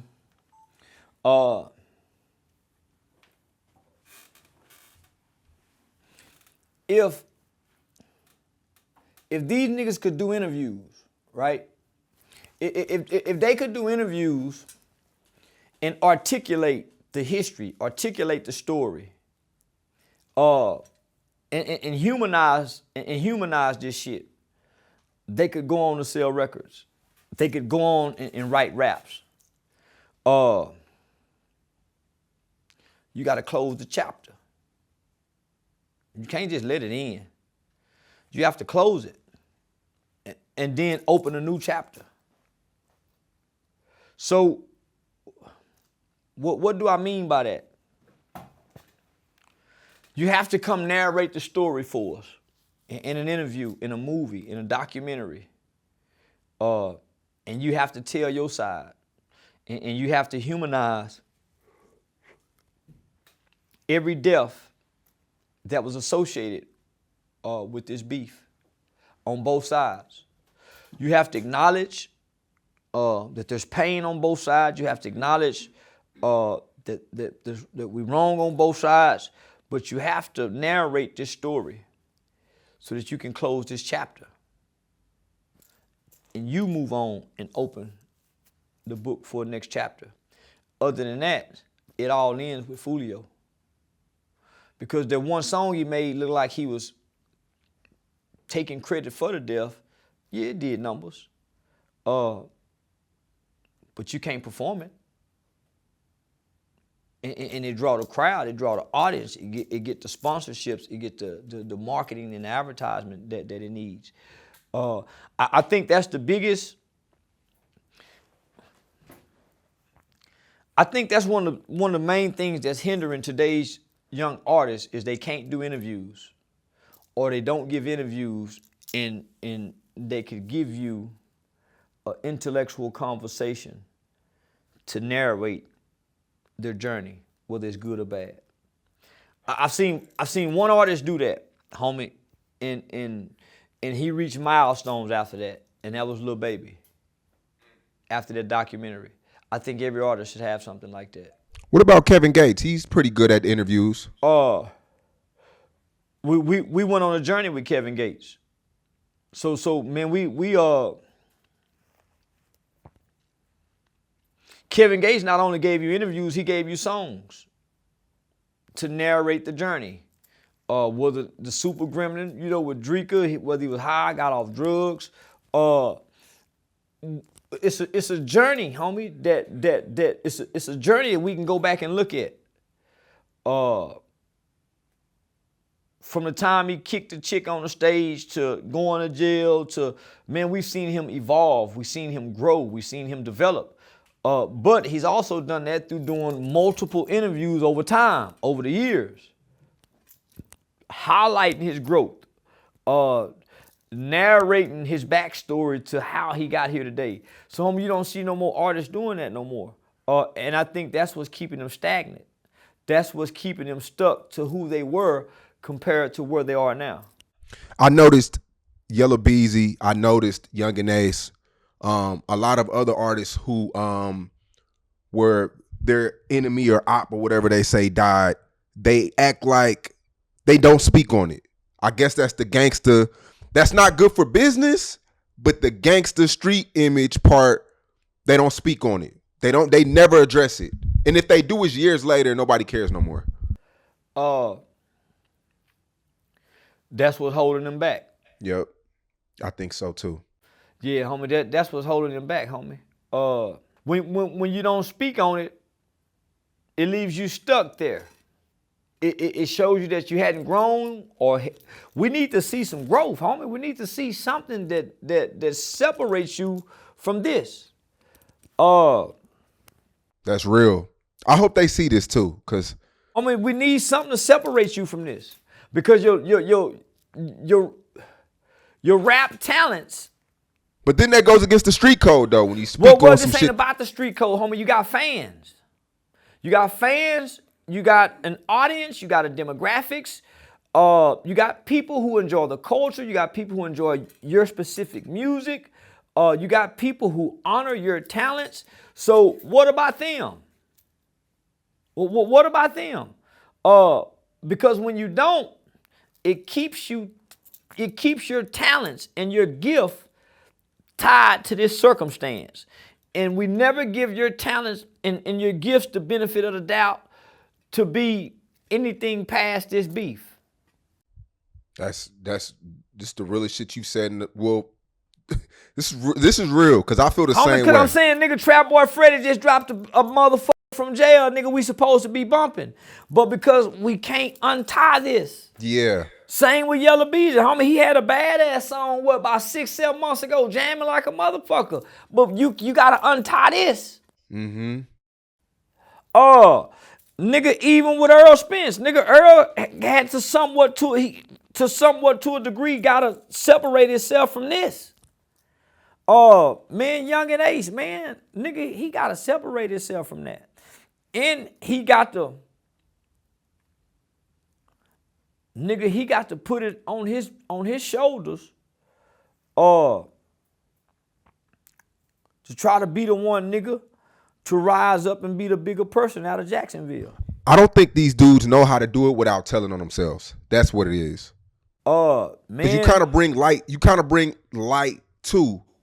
I don't have to say nothing about us, nigga. All I'm offering is compassion and empathy. Not sympathy, but empathy for the other side. That's real. I ain't got to speak on nothing, homie, but to acknowledge the fact that, my nigga, we done hurt one another.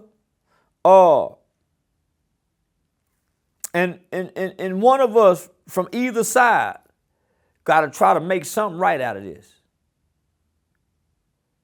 And I'm going to be the one to start on our side, my nigga. Yeah, nah, my nigga, it's a hell of a nigga.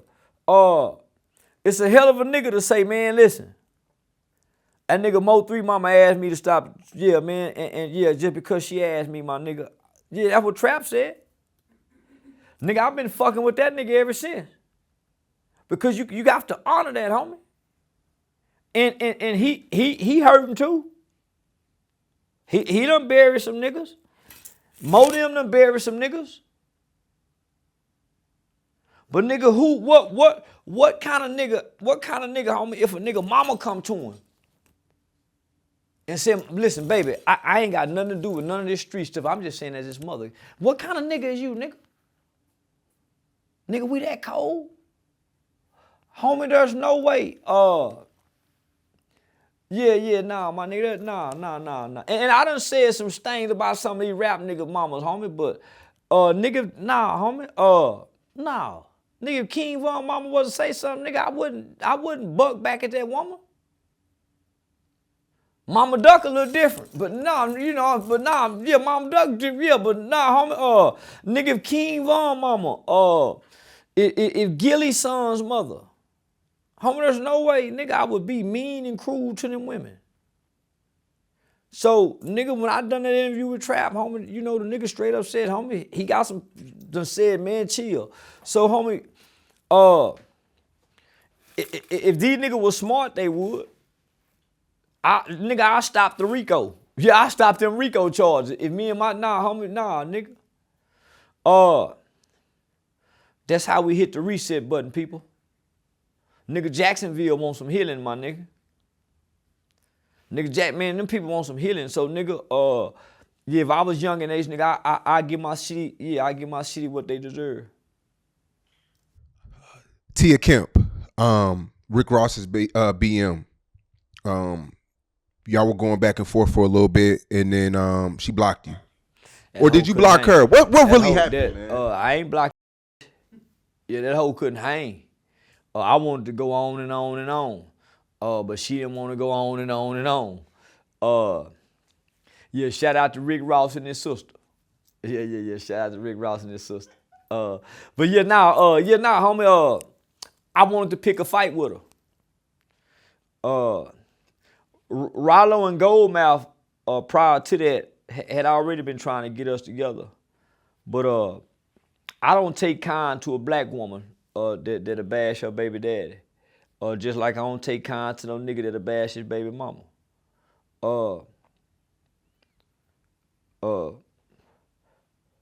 Whatever you don't like about him, you laid with him. So I had told Goldmouth and them, homie, I don't really fuck with her, but y'all fuck with her, I rock with her. But y'all want to squabble with her. Y'all got tired of waking up every day seeing her talk about Rick Ross every day. And her son looked just like him. Yeah.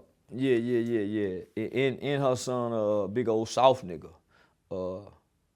Can't tackle hard. So yeah, I just picked a fight with her. And I cut into her motherfucking ass. And so she quit. She ain't want to keep going back and forth with me. And there was a situation where money was involved that y'all could have made together. Yeah.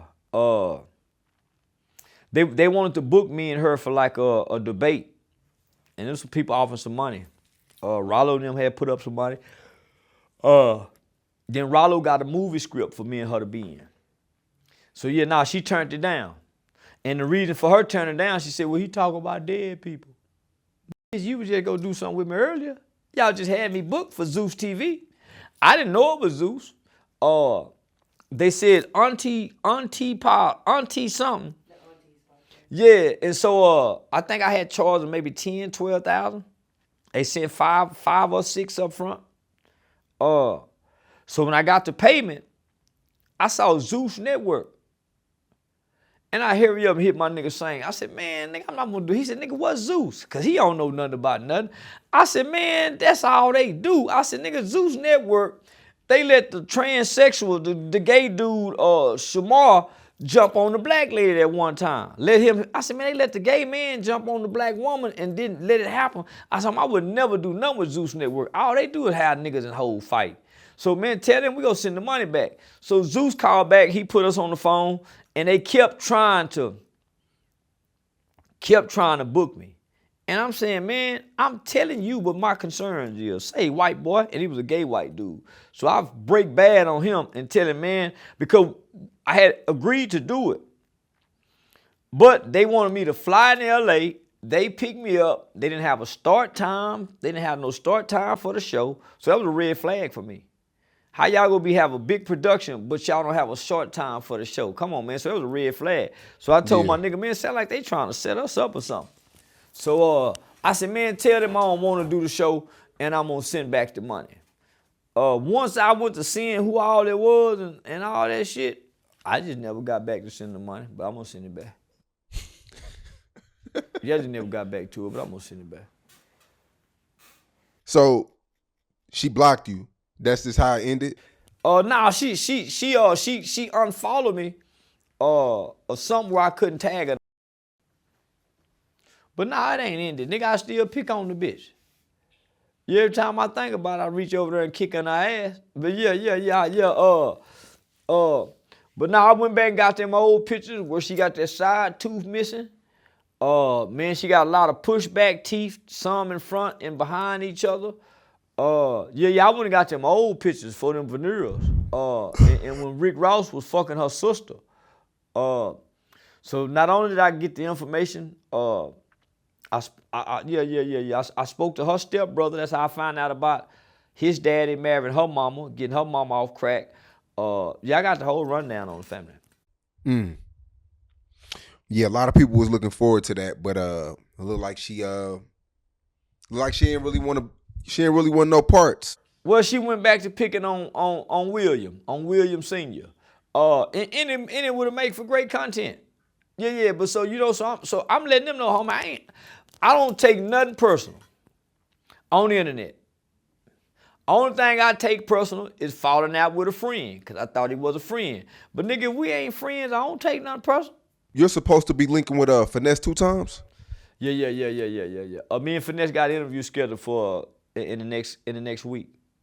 Me, him, and Lil King. Yeah, me, him, and Lil King. He when I talked to him, he said he told his record label, man, because he ain't done no bunch of interviews. He had told his record label that he wanted to do one with me. And who was that, Rap-A-Lot? I don't know. I don't think so, because he had to go to New York. So Is he still with Rap-A-Lot? I don't know. Okay. I don't know. I don't know. So how did that happen? Like, how did that come about?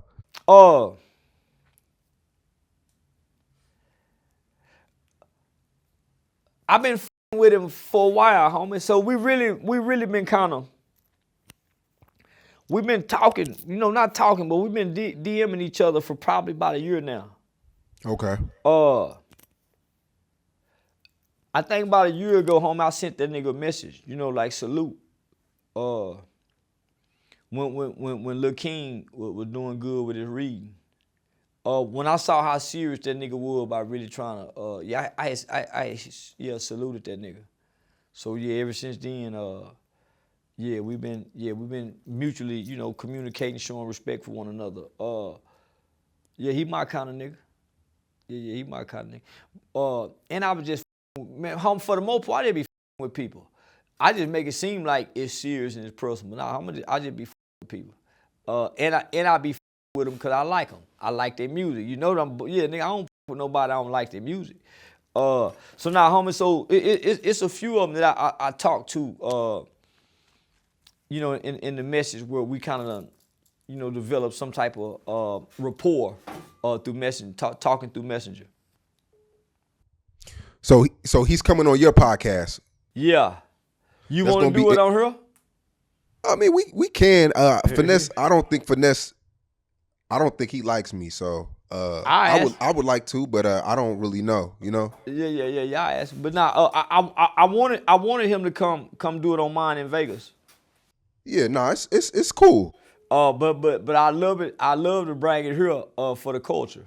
Yeah, we could line it up. Just see what he says. So Shakur Stevenson got into it with Cameron. And then Jay Prince got in the mix, and then Cameron had something to say with Jay Prince. And then people bring you up. People bring up your old videos of you coming at Jay Prince, and people believe you gave people courage to speak their mind to Jay Prince. A lot of people were calling Shakur Stevenson's fights boring because he's not an offensive fighter. He's really like a defensive fighter. So, Cameron was fucking with Shakur Stevenson. And then Jay Prince got involved. But your name always comes up when Jay Prince comes around. You were like one of the first guys on the internet to really like voice your opinion about the whole Jay Prince situation. I think Jay Prince killed this mystique. I think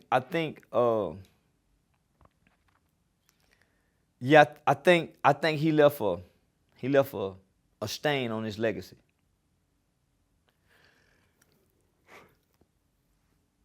Don't nobody take him serious. He used to be the boogeyman. He used to be considered the big bad wolf.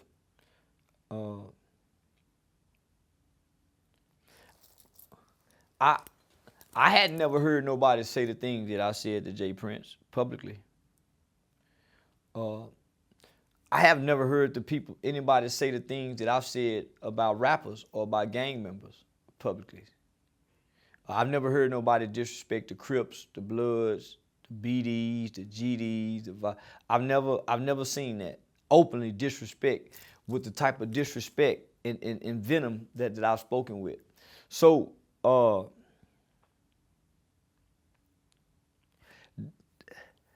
that I knew the things that I was saying towards Jay Prince and about Jay Prince. I knew that it would leave shockwaves in the culture. But I also knew what I was saying was true. That there ain't no mob. That he's not a mob boss. And if you my age, homie,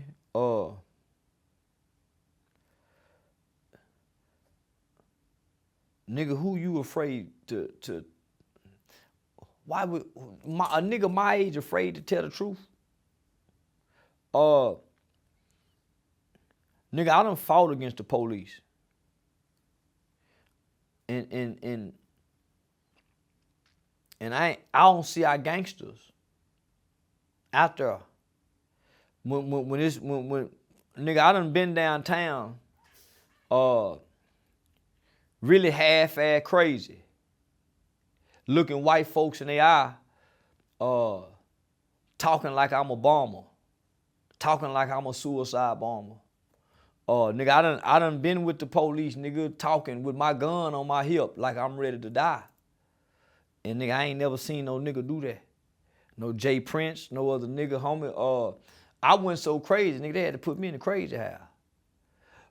And my medical record said that I'm homicidal and suicidal by ideation and preparation. Because I'm going to the gun range and I'm talking killing police. Now I'm talking that. Nah, homie, but I ain't just talking. I'm standing. I seen the downtown footage, I think. I think that's on the internet. Yeah, homie. So nah, homie. So nah, man. So I done been there, talking like I'm ready to die for my people, and mentally, psychologically, and spiritually, maybe I was. That's probably why they had the people who knew me said, man, we got to go get him seen about. I was on the edge. But this during all the George Floyd, this during that era. So when Officer Garrett Hull was killed, homie, and that happened, nigga, I reached out to these nigga Farrakhan. I reached out to the Nation of Islam because I thought it was more other people, more other black men in America that'd be willing to DIE and KILL white people and Pope. Nigga, I was on some more other kind of shit. So when I come out the crazy house and I start looking around at y'all gangsters, y'all rappers, your mob bosses, and I'm saying they don't have no history of bucking this Klan. They ain't never fought the police. They ain't never head-butted no police officer. They ain't never done nothing to nobody but their own kind. So maybe I was the one to put the light, say, hey, y'all, they ain't never done nothing to black people. Why would you be afraid of them? So, yeah, shout out to Mace. Shout out to Cameron for not being bullied. Not to cut you off. I know earlier we spoke on you and Woody, but I would honestly, I think you and Dr. Umar Johnson would be way more for what's going on in today's society to sit down together. I would really love to put that together. Yeah. Several people have tried, but because Dr. Umar Johnson and I both know Baba Amin.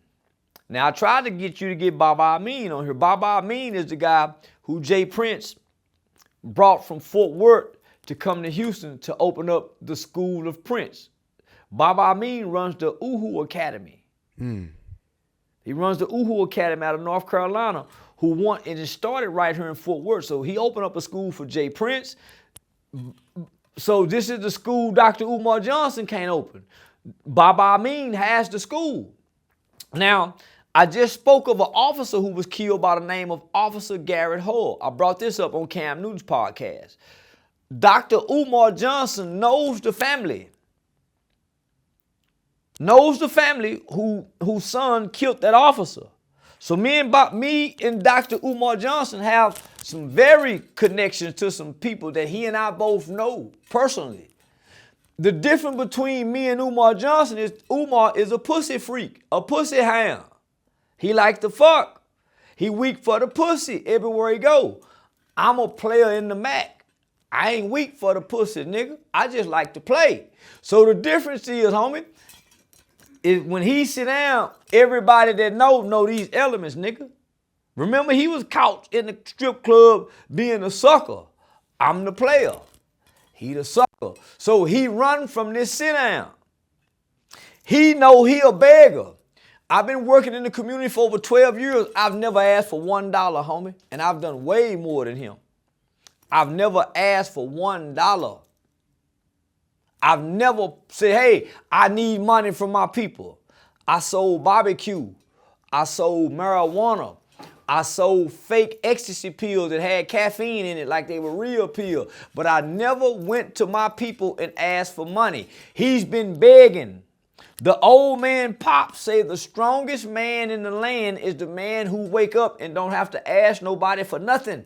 He's still asking, so he ain't strong. That's why he won't sit down with me, my nigga. But I challenge him any day to sit down. So other people have tried to put this together and it hasn't worked. I think that would be a hellified episode. Not just because of the debate or I don't want to debate him. Yeah, or making it a versus. And this is what I told the people before they sat him down. Homie, I actually admire the dude, except the fact I don't respect begging. I actually admire the nigga, except the fact that, nigga, I don't respect no nigga that's begging people for money. Whether that's the preacher, whether that's a nigga on YouTube saying, hit my cash app. Quit begging, nigga. Sell them people something. That's why I come up with merchandise to sell, my nigga. I don't want to be a beggar. So, I mean, but y'all are both pro-black, though. I ain't pro-black. You pro-nigga. I don't give a damn about pro-nigga. I'm pro-nigga. And most people don't give a damn about the pro-black and pro-nigga would be a great conversation. Sure would. That would be a great conversation. Yeah. And then I think everybody will walk away understanding each other better. See, because pro-black saying, man, we just want to fix black people. I got some niggas got some mixed babies, so we can't just be pro-black. We some niggas, we got black baby, and we fuck anything and anybody. White girl, so pro-black niggas just want to fuck black hoes. Niggas want to roam with that dick. See the difference? So now, nigga, we want to be the ignorant niggas. We don't want to speak properly. We just want to speak. Yeah. Shut up. Yeah, we just want to speak. Man, bitch, be quiet. Yeah, that's my goal for the rest of the year, man. I want to do that in about a month or two, man. You and Dr. Umar Johnson will be crazy. This better, is my goal. Better than you and Orlando Brown, better than you and Woody. I think that shit right there, that shit could damn near sell tickets for a live event for real. Yeah, it will. Yeah. That shit that's major. Go ahead. And me and Kanye. So I've been talking to Kanye, homie. So this is what I told Kanye yesterday. And he agreed with me. I said, my nigga, I think we can get Trump to speak on getting the old man Larry Hoover in general population. I think now is a greater time to present it. It will solidify him amongst us. My nigga said, absolutely, this will be amazing. So, nigga, I'm trying to get Kanye West to reach out to Donald Trump's campaign if he become president to guarantee us that if nothing else, homie, he get the old man Larry Hoover out of isolation confinement and let him go into population in his old age. That's cool. That's a great idea. I'm asking for the hip-hop community to petition this to Donald Trump because Donald Trump and Kanye is the only rapper, homie, the only black person who have ever went to a presidential elected person and even mentioned the name Larry Hoover. Do that for us, for the culture. So, homie, you don't think his pardon with Kodak Black was for the culture? No, they took money to do that. They paid to do that. They took a certain payment to do that. People, no, they bought that. Really? I didn't know that. I wasn't supposed to say nothing, but yeah. Nah, that wasn't for the culture. But so between Kanye and Dr. Umar Johnson, I don't want to debate Dr. Umar Johnson. I just want to let him know, nigga, that shit you talking full of shit. The talk that he talking with, my nigga, we can't move forward as black people when we got friends like this in the room with us. Nigga, we got a Mexican friend. We got a Mexican homegirl with a biracial son. We got, nigga, you think I'm going to turn on for Dr. Umar Johnson? Nigga, I got a white person who opened the door for me to be in Vegas on a stage that won't no black person even open the door for. I'm supposed to go against them? Because this nigga hollering pro-black? Nah, homie. So I would love to sit down and have a great intellectual dialogue with that brother. But like I said, y'all have a lot of the same messages because, like you said yesterday, Kamala Harris is dating a white. She's married to a white guy. That's why I think all the more reason why she should be president. Because she'll listen to a man. Did you hear what I said? She'll listen to a man. Black woman won't listen to no man. They won't listen to black men. She won't listen to a black man. She'll listen to a white man. Yeah. So why not get us a colored woman that got a white man to show these other colored women how to listen to a man? You don't think black women respect black men? No. Most black women don't even respect their black daddies. Start there. Where does that stem from? Does that stem from the absence of their father? And it stems from the absence of their father and the words of their mother. I want to say it again. You asked me, where does it stem from? It stems from the absence of their father who don't have a voice in the words of their mother. The words of their mother shape the respect that they have for their father because he's absent. Remember the movie The Butler? And Oprah Winfrey slapped that nigga and said, you're going to respect your father in my house. Remember that? Yeah. The absence of the father, but the words of the mother says you're going to respect this man in my house.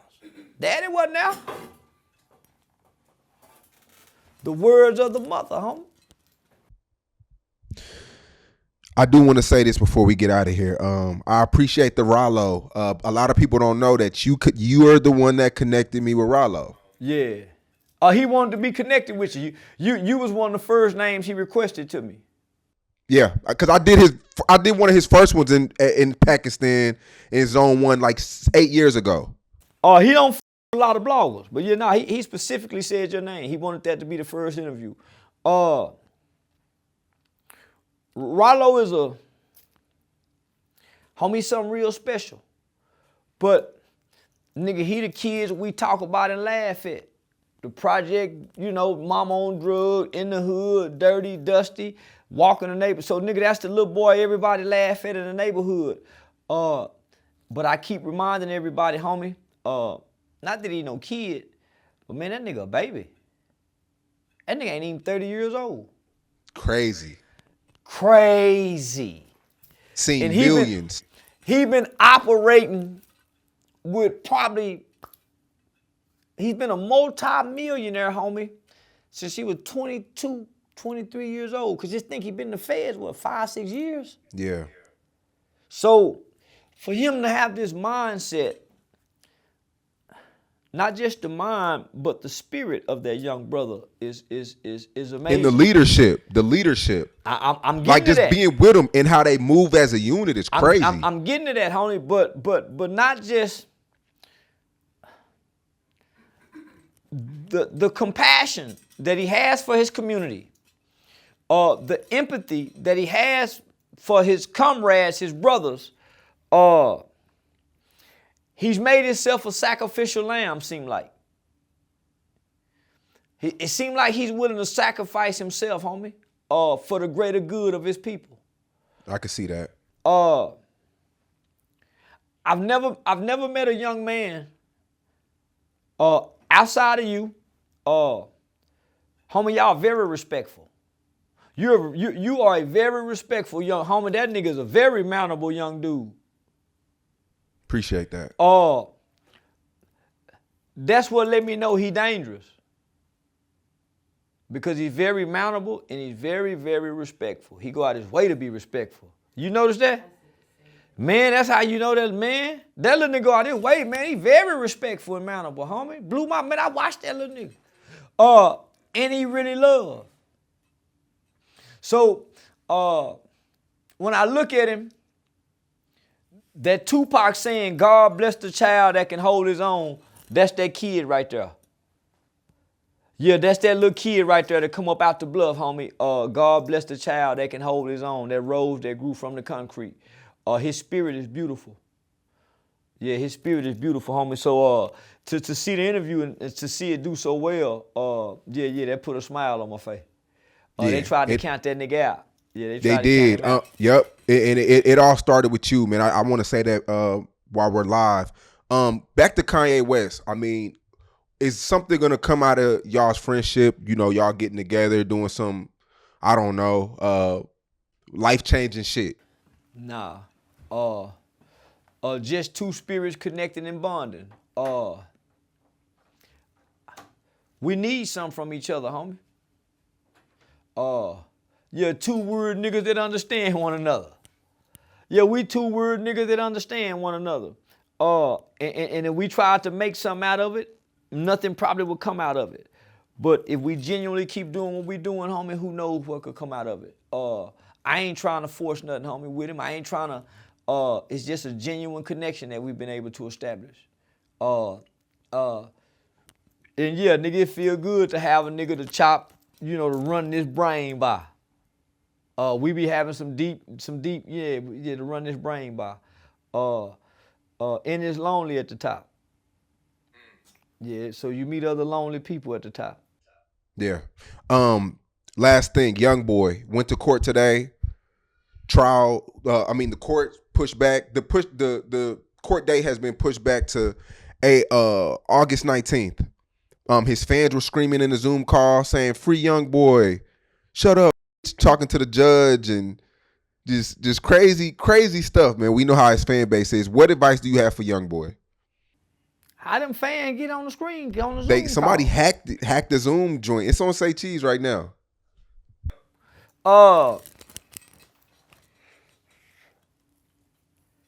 What advice I got for young boy? Yeah. Understanding the power and purpose of a man. And then just go to writing raps, nigga. Yeah, just go to writing raps.